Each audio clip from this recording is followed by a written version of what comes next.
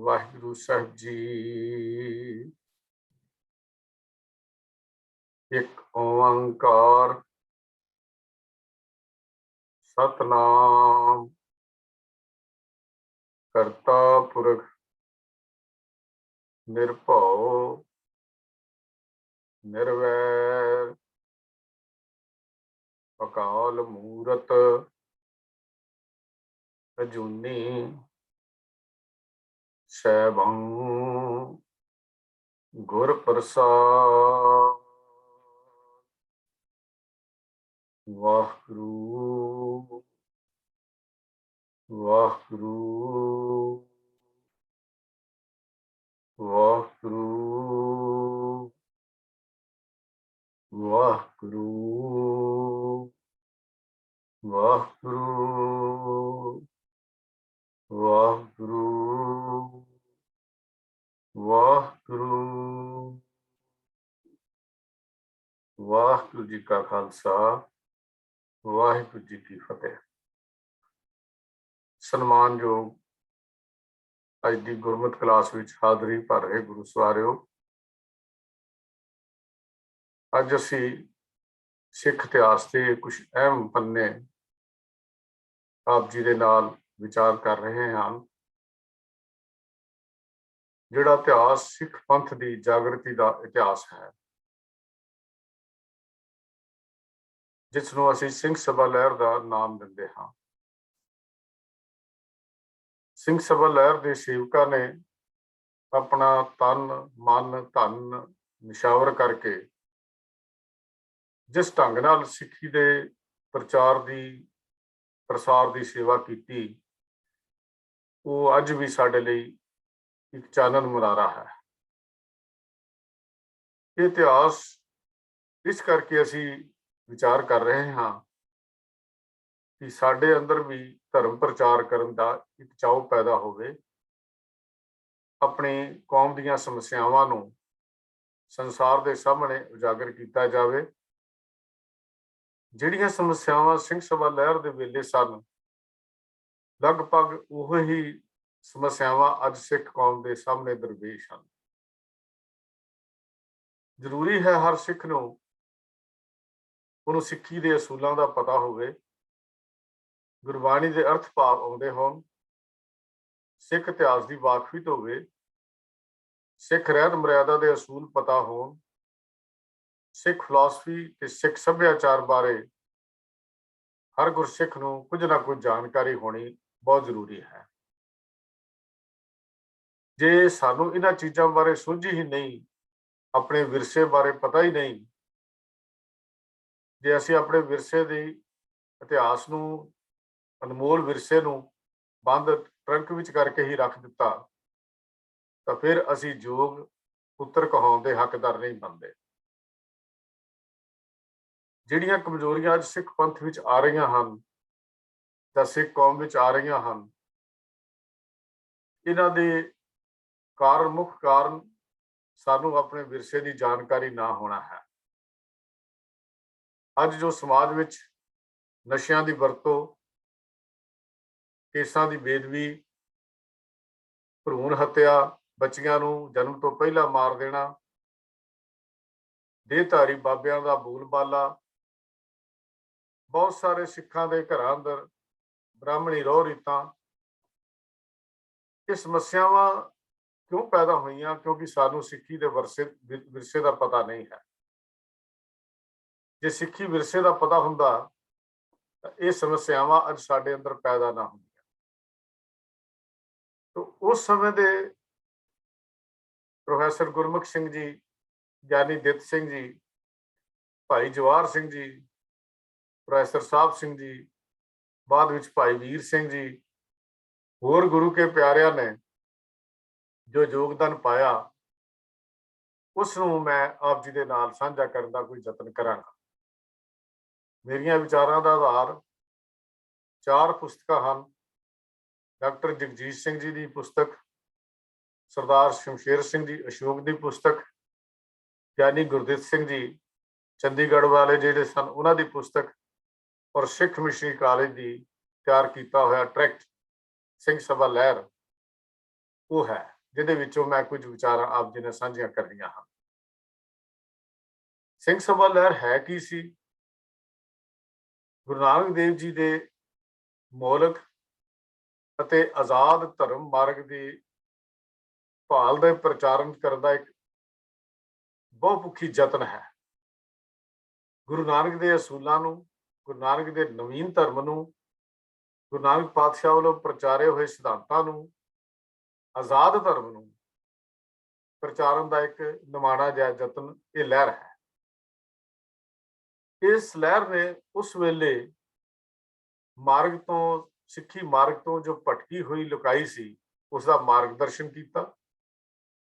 ਨਾਨਕ ਪੰਥੀ ਧਰਮ ਦੀ ਅੱਗੇ ਚੱਲਣ ਦੀ ਪ੍ਰੇਰਨਾ ਦਿੱਤੀ। ਜਦੋਂ ਸਿੱਖ ਲੁਕਾਈ ਸਿੱਖ ਜਗਤ ਇੱਕ ਉਜੜ ਵਿੱਚ ਪਿਆ ਹੋਇਆ ਸੀ, ਮੁਸ਼ਕਲ ਵਿੱਚ ਪਿਆ ਹੋਇਆ ਸੀ, ਭੰਬਲ ਭੂਸਿਆਂ ਵਿੱਚ ਫਸਿਆ ਹੋਇਆ ਸੀ, ਤਾਂ ਇਹਨਾਂ ਸੇਵਕਾਂ ਨੇ ਇਹ ਕਾਰਜ ਆਪਣੇ ਜ਼ਿੰਮੇ ਲਿਆ ਹੀ ਨਹੀਂ, ਇਸ ਕਾਰਜ ਨੂੰ, ਜਾਗਰਤੀ ਦੀ ਲਹਿਰ ਨੂੰ ਬਹੁਤ ਬਾਖੂਬੀ ਨਿਭਾਇਆ। ਔਰ ਉਹਨਾਂ ਨੇ ਕੇਵਲ ਸੁਧਾਰ ਦੀ ਭਾਵਨਾ ਹੀ ਸ਼ਿਕਾਰ ਨਹੀਂ ਕੀਤੀ, ਪੈਦਾ ਨਹੀਂ ਕੀਤੀ, ਇੱਕ ਹਮਲਾ ਵੀ ਮਾਰਿਆ ਅਤੇ ਜ਼ਮਾਨੇ ਦੀ ਰਫ਼ਤਾਰ ਨਾਲ ਤੁਰਨ ਦੀ ਇੱਕ ਚੇਤਨਤਾ, ਇੱਕ ਉਦਮ ਜਿਹੜਾ ਸੀ, ਉਹ ਸਿੱਖਾਂ ਨੂੰ ਬਖਸ਼ਿਸ਼ ਕੀਤਾ। ਸਿੱਖ ਧਰਮ ਦੇ ਮੂਲ ਤੱਤਾਂ ਨੂੰ ਸਾਇੰਟੀਫਿਕ ਢੰਗ ਨਾਲ, ਵਿਗਿਆਨਕ ਢੰਗਾਂ ਨਾਲ ਪ੍ਰਚਾਰਨ ਕਰਕੇ ਇਸ ਲਹਿਰ ਨੇ ਇਤਿਹਾਸ ਦੇ ਵਿੱਚ ਇੱਕ ਨਵਾਂ ਮੋੜ ਜਿਹੜਾ ਸੀ ਉਹ ਲੈ ਕੇ ਆਂਦਾ, ਜਿਸ ਕਰਕੇ ਇਸ ਇਤਿਹਾਸ ਦਾ ਵਰਣਨ ਕਰਨਾ ਬਹੁਤ ਜ਼ਰੂਰੀ ਹੋ ਜਾਂਦਾ ਹੈ। ਸਿੰਘ ਸਭਾ ਲਹਿਰ ਦੇ ਬਾਰੇ ਆਪਾਂ ਕੁਝ ਵਿਚਾਰ ਕਰੀਏ, ਥੋੜਾ ਜਿਹਾ ਪਿਛੋਕੜ ਸਾਨੂੰ ਪਿੱਛੇ ਨੂੰ ਜਾਣ ਦੀ ਲੋੜ ਪਵੇਗੀ। ਡਾਕਟਰ ਜਗਜੀਤ ਸਿੰਘ ਜੀ ਸਿੰਘ ਸਭਾ ਲਹਿਰ ਦਾ ਇਤਿਹਾਸ ਲਿਖਦਿਆਂ ਹੋਇਆਂ ਇਸ ਦੇ ਪਿਛੋਕੜ ਬਾਰੇ ਜੋ ਬਿਆਨ ਕਰਦੇ ਹਨ, ਲਿਖਦੇ ਹਨ ਕਿ ਸ਼ੇਰੇ ਪੰਜਾਬ ਮਹਾਰਾਜਾ ਰਣਜੀਤ ਸਿੰਘ ਜੀ 27 ਜੂਨ 1839 ਨੂੰ ਇਸ ਪੰਜਾਬੀ ਮਾਤ ਲੋਕ ਨੂੰ ਛੱਡ ਕੇ ਅਣਡਿੱਠੇ ਦੇਸ਼ ਜਾ ਪਧਾਰੇ। ਜੋ ਲਫ਼ਜ਼ ਉਹਨਾਂ ਦੇ ਹਨ, ਮੈਂ ਉਹ ਲਫ਼ਜ਼ੀ ਤੋਂ ਆਪ ਜੀ ਨਾਲ ਸਾਂਝੇ ਕੀਤੇ ਹਨ। ਕਹਿੰਦੇ ਨੇ, ਹਾਥੀ ਦੇ ਸਿਰ ਤੋਂ ਕੁੰਡਾ ਉੱਠਦਿਆਂ ਹੀ ਹਾਥੀ ਮਸਤੀ ਵਿੱਚ ਆ ਜਾਂਦਾ ਹੈ। ਸਿਰ ਤੇ ਨੇ ਕੁੰਡਾ ਤੇ ਹਾਥੀ ਫਿਰੇ ਲੰਡਾ, ਇਹ ਇੱਕ ਪੰਜਾਬੀ ਦੀ ਕਹਾਵਤ ਹੈ। ਨਮਕ ਹਲਾਲ ਤੇ ਵਫਾਦਾਰ ਵੀ ਲੂਣ ਹਰਾਮੀ ਤੇ ਬਦਨੀਅਤ ਹੋ ਗਏ। ਜਿਹੜੇ ਤਾਂ ਨਿਮਕ ਹਲਾਲ ਸਨ ਉਹ ਤਾਂ ਠੀਕ, ਤੇ ਜਿਹੜੇ ਵਫਾਦਾਰ ਸਨ ਉਹ ਵੀ ਲੂਣ ਹਰਾਮੀ ਹੋ ਗਏ, ਬਦਨੀਅਤ ਹੋ ਗਏ। 8 ਅਕਤੂਬਰ 1839 ਨੂੰ ਸਰਦਾਰ ਖੜਕ ਸਿੰਘ ਜੀ ਨੂੰ ਨਜ਼ਰਬੰਦ ਕੀਤਾ ਗਿਆ। ਰਾਜਕਾਜ ਕਵਰ 9 ਨਿਹਾਲ ਸਿੰਘ ਦੇ ਹੱਥਾਂ ਵਿੱਚ ਚਲਾ ਗਿਆ। ਤਾਂ 5 ਨਵੰਬਰ 1840 ਨੂੰ ਸ਼ੇਰੇ ਪੰਜਾਬ ਦੇ ਨਜ਼ਰਬੰਦ ਸਪੁੱਤਰ ਨੇ ਚਲਾਣਾ ਕੀਤਾ। ਭਾਵ ਸ਼ਾਹ ਖੜਕ ਸਿੰਘ ਦਾ ਚਲਾਣਾ ਹੋ ਜਾਂਦਾ ਹੈ। ਉਸ ਦਿਨ ਡੋਗਰਿਆਂ ਇੱਕ ਸਕੀਮ ਬਣਾਈ, ਡਿਊਟੀ ਦਾ ਛੱਜਾ ਸੁੱਟ ਕੇ ਰਾਜ ਦੇ ਨਵਾਂ ਸੂਰਜ ਜਿਹੜਾ ਸੀ ਕਮਰ 9 ਨਿਹਾਲ ਸਿੰਘ ਨੂੰ ਜ਼ਖਮੀ ਕਰ ਦਿੱਤਾ ਅਤੇ ਕਿਲੇ ਵਿੱਚ ਲਿਜਾ ਕੇ ਇਸ ਜਹਾਨ ਤੋਂ ਪਾਰ ਕਰ ਦਿੱਤਾ। ਡੋਗਰਿਆਂ ਦੀ ਗਦਾਰੀ ਦਾ ਲਫ਼ਜ਼ ਇਤਿਹਾਸ ਜਿਹੜਾ ਹੈ ਉਹ ਆਉਂਦਾ ਹੈ। ਰਾਣੀ ਚੰਦ ਕੌਰ ਨੇ ਰਾਜ ਦੀ ਵਾਗਡੋਰ ਸੰਭਾਲੀ, ਪਰ ਰਾਜਾ ਧਿਆਨ ਸਿੰਘ ਦੀ ਸਹਾਇਤਾ ਨਾਲ ਜਨਵਰੀ 1841 ਨੂੰ ਹੀ ਮਹਾਰਾਜਾ ਸ਼ੇਰ ਸਿੰਘ ਜੀ ਲਾਹੌਰ ਪੁੱਜੇ ਤੇ ਰਾਜਗੱਦੀ ਦੇ ਮਾਲਕ ਬਣ ਗਏ। ਇਹ ਆਪਸੀ ਲੜਾਈ ਦੀਆਂ ਗੱਲਾਂ ਹਨ ਜਿਹੜੀਆਂ ਸਿੱਖ ਰਾਜ ਦੇ ਮਹਾਰਾਜਾ ਰਣਜੀਤ ਸਿੰਘ ਦੇ ਚਲਾਣੇ ਤੋਂ ਬਾਅਦ ਵਾਪਰਦੀਆਂ ਹਨ। ਇਹ ਕਹਿ ਸਕੀਏ ਕਿ ਇਹ ਸਿੱਖ ਇੱਕ ਦੂਜੇ ਦੇ ਵੈਰੀ ਬਣ ਗਏ। ਅੰਤ ਸੰਧੇਵਾਲੀਏ ਸਰਦਾਰ ਅਜੀਤ ਸਿੰਘ ਜੀ ਤੇ ਲਹਿਣਾ ਸਿੰਘ ਜੀ ਦੇ ਹੱਥੋਂ 15 ਸਤੰਬਰ 1843 ਨੂੰ 1843 ਨੂੰ ਮਹਾਰਾਜਾ ਸ਼ੇਰ ਸਿੰਘ, ਕਬਰ ਪ੍ਰਤਾਪ ਸਿੰਘ ਤੇ ਰਾਜਾ ਧਿਆਨ ਸਿੰਘ ਦਾ ਅੰਤ ਹੋ ਜਾਂਦਾ ਹੈ, ਸਦਾ ਲਈ ਅੰਤ ਹੋ ਜਾਂਦਾ ਹੈ। ਦੂਜੇ ਦਿਨ 16 ਸਤੰਬਰ 1843 ਨੂੰ ਹੀ 1843 ਦੇ ਰਾਜਾ ਧਿਆਨ ਸਿੰਘ ਦੇ ਪੁੱਤਰ ਹੀਰਾ ਸਿੰਘ ਨੇ ਫੌਜਾਂ ਨੂੰ ਨਾਰ ਲਾ ਕੇ ਸੰਧੇਵਾਲੀਏ ਸਰਦਾਰਾਂ ਕੋਲੋਂ ਆਪਣੇ ਪਿਤਾ ਦੀ ਮੌਤ ਦਾ ਬਦਲਾ ਲੈ ਲਿਆ। ਹੁਣ ਮਹਾਰਾਜਾ ਰਣਜੀਤ ਸਿੰਘ ਜੀ, ਦਲੀਪ ਸਿੰਘ ਜੀ ਕੇਵਲ 5 ਵਰ੍ਹਿਆਂ ਦੇ ਹਨ। ਉਹਨਾਂ ਦੀ ਉਮਰ 18 ਸਤੰਬਰ 1843 ਤੋਂ ਰਾਜਗੱਦੀ ਤੇ ਬੈਠੇ ਉਹ 5 ਸਾਲ ਦੀ ਉਮਰ ਵਿੱਚ ਰਾਜਗੱਦੀ ਤੇ ਬੈਠੇ ਤੇ ਵਜ਼ੀਰ ਹੀਰਾ ਸਿੰਘ ਜਿਹੜਾ ਸੀ ਉਹਨਾਂ ਦਾ ਮੇਨ ਕਰਤਾ ਧਰਤਾ ਬਣਿਆ। ਅੱਗ ਫਿਰ ਜਵਾਲਾ ਭੜਕ ਉੱਠੀ ਸਿੱਖਾਂ ਦੇ ਅੰਦਰ। ਤਾਂ 21 ਦਸੰਬਰ 1844 ਨੂੰ ਹੀਰਾ ਸਿੰਘ ਦੇ ਇਸ ਸਲਾਹਕਾਰ ਜਿਹੜਾ ਸੀ ਉਹ ਖਤਮ ਕਰ ਦਿੱਤਾ ਗਿਆ। ਇੱਕ ਵਜ਼ੀਰ ਦੀ ਥਾਂ ਤੇ 10 ਦੀ ਕਮੇਟੀ, ਮਹਾਰਾਜੇ ਦੀ ਸਲਾਹਕਾਰ ਕਮੇਟੀ ਬਣੀ। ਹੁਣ 10 ਮੈਂਬਰਾਂ ਦੀ ਕਮੇਟੀ ਬਣਾਈ ਗਈ। ਪਰ 14 ਮਈ 1845 ਨੂੰ ਮਹਾਰਾਜੇ ਦਾ ਮਾਮਾ ਜਵਾਹਰ ਸਿੰਘ ਜਿਹੜਾ ਸੀ ਉਹ ਫਿਰ ਵਜ਼ੀਰ ਬਣਿਆ। ਵਜ਼ੀਰੀ ਦੇ ਨਸ਼ੇ ਵਿੱਚ ਕੰਵਰ ਪਿਸ਼ੌਰਾ ਸਿੰਘ ਨੂੰ ਅਟਕ ਕਿਲੇ ਵਿੱਚ ਉਸਨੇ ਮੁਸਲਮਾਨਾਂ ਹੱਥੋਂ ਮਰਵਾ ਦਿੱਤਾ ਤੇ ਆਪ ਇਸ ਕਾਰਨ 21 ਸਤੰਬਰ ਨੂੰ ਫੌਜ ਦੇ ਗੁੱਸੇ ਦਾ ਸ਼ਿਕਾਰ ਵੀ ਹੋ ਗਿਆ। ਹੁਣ ਮਹਾਰਾਣੀ ਜਿੰਦ ਕੌਰ, ਜਿਹਨੂੰ ਮਹਾਰਾਣੀ ਜਿੰਦਾ ਦੇ ਨਾਮ ਨਾਲ ਜਾਣਿਆ ਜਾਂਦਾ ਹੈ, ਨਾਬਾਲਗ ਮਹਾਰਾਜ ਦੀ ਰੀਜੈਂਟ ਜਿਹੜੀ ਸੀ ਉਹ ਬਣਾਈ ਗਈ ਜਾਂ ਬਣੀ। ਦੂਜੇ ਲਫ਼ਜ਼ਾਂ 'ਚ ਅਸੀਂ ਇਹ ਕਹਿ ਲਈਏ। ਇੱਥੇ ਗੱਲ ਖਤਮ ਨਹੀਂ ਹੁੰਦੀ। ਇਹ ਸ਼ਤਰੰਜ ਦੀ ਚਾਲ ਵਾਂਗੂ ਸਿੱਖ ਰਾਜ ਜਿਹੜਾ ਸੀ ਚੱਲਦਾ ਰਿਹਾ। ਇਹ ਹੋਰ ਜੋਸ਼ ਦੇ ਨਾਲ ਸ਼ਤਰੰਜ ਦੀ ਚਾਲ ਜਿਹੜੀ ਸੀ ਚੱਲਦੇ ਰਹੇ। ਨਤੀਜਾ ਕੀ ਨਿਕਲਿਆ? ਸਿੱਖਾਂ ਨੇ ਅੰਗਰੇਜ਼ਾਂ ਦੀ ਪਹਿਲੀ ਲੜਾਈ ਜੋ 18 ਦਸੰਬਰ 1845 ਮੁਦਕੀ ਤੋਂ ਸ਼ੁਰੂ ਹੋਈ ਤੇ ਫਿਰ 21-22 ਦਸੰਬਰ 1845 ਨੂੰ ਇਸ ਲੜਾਈ ਦਾ ਅੰਤ 10 ਫਰਵਰੀ 1846 ਨੂੰ ਜਾ ਕੇ ਸਭਰਾਓ ਦਾ ਮੈਦਾਨ ਜਿਹੜਾ ਹੈ ਉੱਥੇ ਹੁੰਦਾ ਹੈ। ਗਦਾਰੀ ਦੀ ਹੱਦ ਇੰਨੀ ਕੁ ਵੱਧ ਗਈ, ਇੰਨੀ ਕੁ ਚੋਟੀ ਤੇ ਪਹੁੰਚ ਗਈ, ਜਿਸ ਕਾਰਨ ਅੰਗਰੇਜ਼ਾਂ ਨੇ ਆ ਮੌਕਾ ਵੇਖ ਕੇ ਹੋਰ ਅੱਗੇ ਨੂੰ ਵਧੇ ਰਾਜਪੁਰਾਂ ਦੇ ਵਿੱਚ ਆ ਕੇ ਦਖਲ ਦੇਣਾ ਸ਼ੁਰੂ ਕਰ ਦਿੱਤਾ। 9 ਮਾਰਚ 1846 ਨੂੰ ਅੰਗਰੇਜ਼ਾਂ ਨੇ ਮਹਾਰਾਜਾ ਦਲੀਪ ਸਿੰਘ ਨੂੰ ਨਾਬਾਲਗ ਜਾਣ ਕੇ ਉਸ ਦੀ ਰੱਖਿਆ ਲਈ ਲਾਹੌਰ ਦਰਬਾਰ ਨਾਲ ਪਹਿਲਾ ਅਹਿਦਨਾਮਾ ਕਰਕੇ, ਸਮਝੌਤਾ ਕਰਕੇ ਰਾਜ ਪ੍ਰਬੰਧ ਸੰਭਾਲ ਲਿਆ। 7 ਦਿਨਾਂ ਪਿੱਛੋਂ ਹੀ ਮਦਦ ਦੇ ਇਨਾਮ ਵਿੱਚ ਕਸ਼ਮੀਰ ਦੇ ਮਹਾਰਾਜਾ ਗੁਲਾਬ ਸਿੰਘ ਜੀ ਪਾਸ ਭੇਜ ਦਿੱਤਾ ਗਿਆ ਤੇ 16 ਮਾਰਚ ਨੂੰ ਇਹਨਾਂ ਦਾ ਆਪਸ ਵਿੱਚ ਫਿਰ ਅਹਿਦਨਾਮਾ ਹੋਇਆ। ਪਹਿਲੇ ਸਮਝੌਤੇ ਦੇ ਮੁਤਾਬਕ ਕੁਝ ਔਕੜਾਂ ਲੱਗਦੀਆਂ ਸਨ, ਸੋ ਅੰਗਰੇਜ਼ਾਂ ਸਿੱਖ ਦਰਬਾਰ ਨਾਲ ਭੈਰੋਵਾਲ 16 ਦਸੰਬਰ ਨੂੰ ਦੂਸਰਾ ਸਮਝੌਤਾ ਕੀਤਾ। ਅੰਗਰੇਜ਼ ਪੂਰੀ ਆਜ਼ਾਦੀ ਬਿਨਾਂ ਸੰਤੁਸ਼ਟ ਨਹੀਂ ਸਨ ਹੁੰਦੇ। ਮਹਾਰਾਣੀ ਜਿੰਦਾ ਨੂੰ ਕੈਦ ਕੀਤਾ ਗਿਆ। ਦੂਸਰੀ ਲੜਾਈ ਦੀ ਛੇੜ ਦਿੱਤੀ ਗਈ ਜੋ 22 ਨਵੰਬਰ 1848 ਨੂੰ ਰਾਮਨਗਰ ਤੋਂ ਸ਼ੁਰੂ ਹੁੰਦੀ ਹੈ। 3 ਦਸੰਬਰ ਨੂੰ ਸੈਦਲਪੁਰ ਤੇ 13 ਜਨਵਰੀ 1849 ਨੂੰ ਜਲਿਆਂਵਾਲੇ ਦੀ ਇਹ ਲੜਾਈ ਜਿਹੜੀ ਹੈ ਉਹ ਹੁੰਦੀ ਹੈ। 22 ਜਨਵਰੀ 1849 ਨੂੰ ਮੁਲਤਾਨ ਦਾ ਕਿਲਾ ਫਤਿਹ ਹੋਇਆ।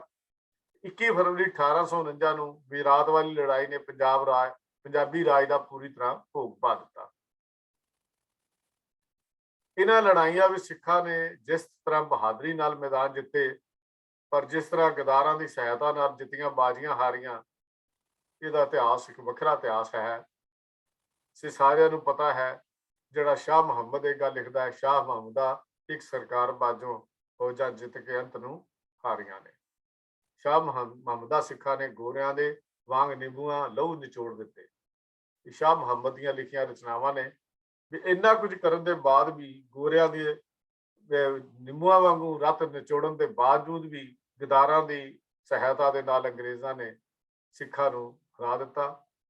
ਤੇ ਇਹ ਕਹਿ ਲਈਏ ਕਿ 29 ਮਾਰਚ 1849 ਮਹਾਰਾਜਾ ਰਣਜੀਤ ਸਿੰਘ ਦੀ ਮੌਤ ਤੋਂ 10 ਸਾਲ ਬਾਅਦ ਤਕਰੀਬਨ ਇਹ ਕੀਤੇ ਅੰਗਰੇਜ਼ਾਂ ਨੇ ਆਪਣੇ ਹੀ ਕੀਤੇ ਹੋਏ ਸਮਝੌਤਿਆਂ ਦੇ ਉਲਟ ਜਾ ਕੇ ਪੰਜਾਬੀ ਰਾਜ ਨੂੰ ਅੰਗਰੇਜ਼ੀ ਰਾਜ ਵਿੱਚ ਬੁਲਾਉਣ ਦਾ ਐਲਾਨ ਕਰ ਦਿੱਤਾ। ਮਹਾਰਾਜਾ ਦਲੀਪ ਸਿੰਘ ਅਜੇ ਵੀ ਅੰਗਰੇਜ਼ਾਂ ਦੀ ਰਾਖੀ ਹੋਰ ਪੱਕੀ ਕਰ ਦਿੱਤੀ ਗਈ। ਸੰਗਤ ਦੇ ਨਤੀਜੇ ਹੁੰਦੇ ਨੇ ਅਜਿਹਾ ਰੰਗ ਚਾੜ ਦਿੱਤਾ ਗਿਆ ਜੋ ਨਾਬਾਲਗ ਮਹਾਰਾਜ ਛੋਟੀ ਉਮਰ ਹੀ 8 ਮਾਰਚ 1853 ਨੂੰ ਈਸਾਈ ਮਤ ਵਿੱਚ ਸ਼ਾਮਿਲ ਕਰ ਲਿਆ ਗਿਆ। 19 ਅਪ੍ਰੈਲ 1853 ਨੂੰ ਕਲਕੱਤੇ ਤੋਂ ਜਹਾਜ਼ ਚੜਾ ਇੰਗਲੈਂਡ ਨੂੰ ਜਿਹੜਾ ਸੀ ਭੇਜ ਦਿੱਤਾ, ਵਲਾਇਤ ਨੂੰ ਤੋੜ ਦਿੱਤਾ ਗਿਆ। ਕਿਸੇ ਸਿੱਖ ਨੇ ਆ ਨਾ ਮਾਰੀ, ਕਿਸੇ ਨੇ ਕੋਈ ਵਿਰੋਧ ਨਾ ਕੀਤਾ। ਸੱਚੇ ਪੁਰਸ਼ ਦੀ ਮੌਤ, ਲਾਲਚੀ ਖੁਦਗਰਜ ਮਾਇਆ ਦੀ ਗੋਦ ਵਿੱਚ ਜਾ ਚੁੱਕੇ ਇਸ ਜਿਹੜੇ ਲਾਲਚੀ ਬੰਦੇ ਸਨ, ਇਹਨਾਂ ਨੇ ਸਿੱਖਾਂ ਦੀਆਂ ਜੜ੍ਹਾਂ ਵਿੱਚ ਤੇਲ ਚੰਗੀ ਤਰ੍ਹਾਂ ਦਿੱਤਾ।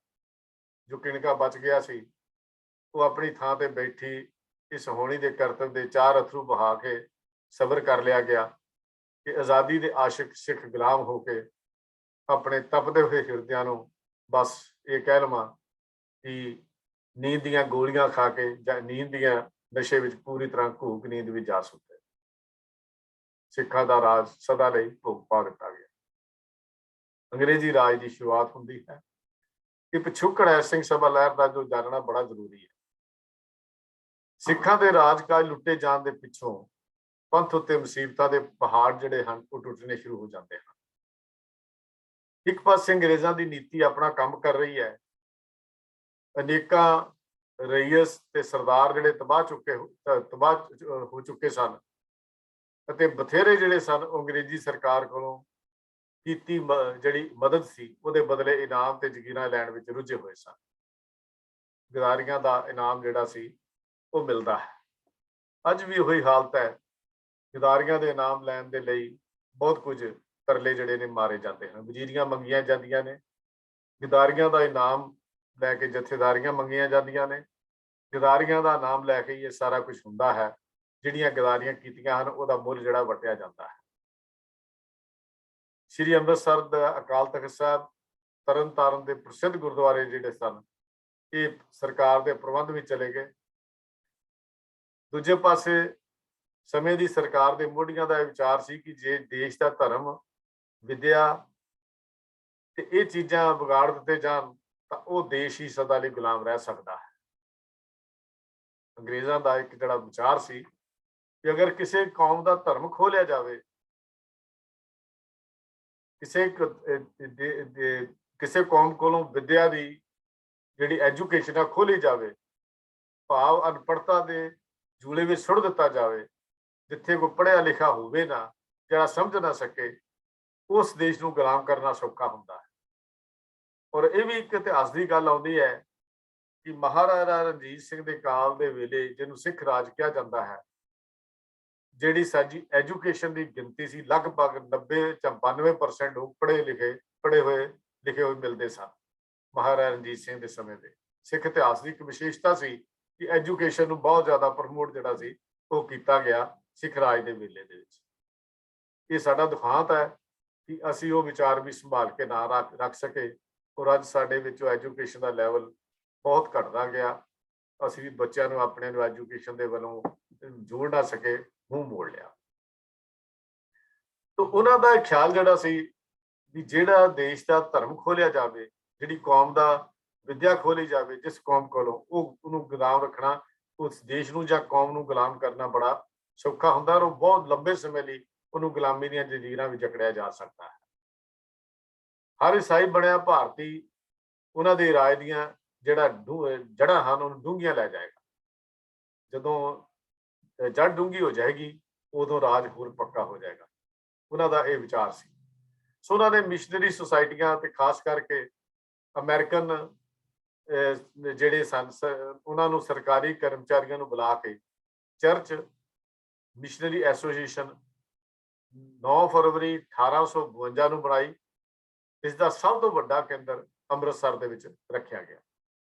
ਸਾਡਾ ਸੈਂਟਰ ਜਿਹੜਾ ਸੀ ਉਹ ਅੰਮ੍ਰਿਤਸਰ ਸਾਹਿਬ ਨੂੰ ਬਣਾਇਆ ਗਿਆ। ਪਾਦਰੀਆਂ ਰਾਹੀਂ ਸਿੱਖੀ ਦੇ ਉੱਪਰ ਵਾਰ ਕਰਨੇ ਸ਼ੁਰੂ ਕੀਤੇ। ਮੈਂ ਬੇਨਤੀ ਕਰਾਂ ਅੱਜ ਵੀ ਘੱਟ ਨਹੀਂ ਹੋ ਰਿਹਾ।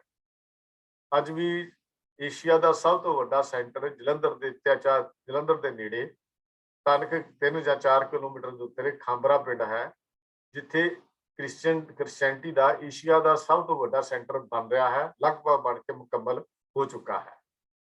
ਆਲੇ ਦੁਆਲੇ ਦੇ ਏਕੜਾਂ ਦੇ ਹਿਸਾਬ ਦੇ ਨਾਲ ਜ਼ਮੀਨਾਂ ਖਰੀਦੀਆਂ ਗਈਆਂ, ਕਿਉਂਕਿ ਮੇਰਾ ਉੱਥੇ ਆਣਾ ਜਾਣਾ ਰਹਿੰਦਾ ਹੈ, ਜਿਸ ਕਰਕੇ ਮੈਂ ਹੁਣ ਵੀ ਦੇਖ ਕੇ ਆਇਆ ਕਿ ਆਸ-ਪਾਸ ਪਿੰਡ ਦੇ ਜ਼ਮੀਨਾਂ ਦੀਆਂ ਤਕਰੀਬਨ 70-75 ਏਕੜ ਜ਼ਮੀਨ ਜਿਹੜੀ ਸੀ ਉਹ ਖਰੀਦ ਲਈ ਗਈ ਤੇ ਉੱਥੇ ਏਡਾ ਕੁ ਵੱਡਾ ਸ਼ੈੱਡ ਜਿਹੜਾ ਬਣਿਆ ਇਹ ਕ੍ਰਿਸਚੈਨਿਟੀ ਦਾ, ਜਿਸ ਦੇ ਤੁਸੀਂ ਵੀ ਐਤਵਾਰ ਵਾਲੇ ਦਿਨ ਤੇ ਇੱਕ ਵੀਰਵਾਰ ਵਾਲੇ ਦਿਨ ਉੱਥੇ ਜਾ ਵੀ ਨਹੀਂ ਸਕਦੇ। ਤਕਰੀਬਨ ਸੜਕਾਂ ਤੇ ਜਾਮ ਹੀ ਤੁਹਾਨੂੰ ਮਿਲੇਗਾ, ਇੰਨਾ ਕੁ ਭੀੜ ਉੱਥੇ ਇਹਨਾਂ ਦਿਨਾਂ ਵਿੱਚ ਹੁੰਦੀ ਹੈ।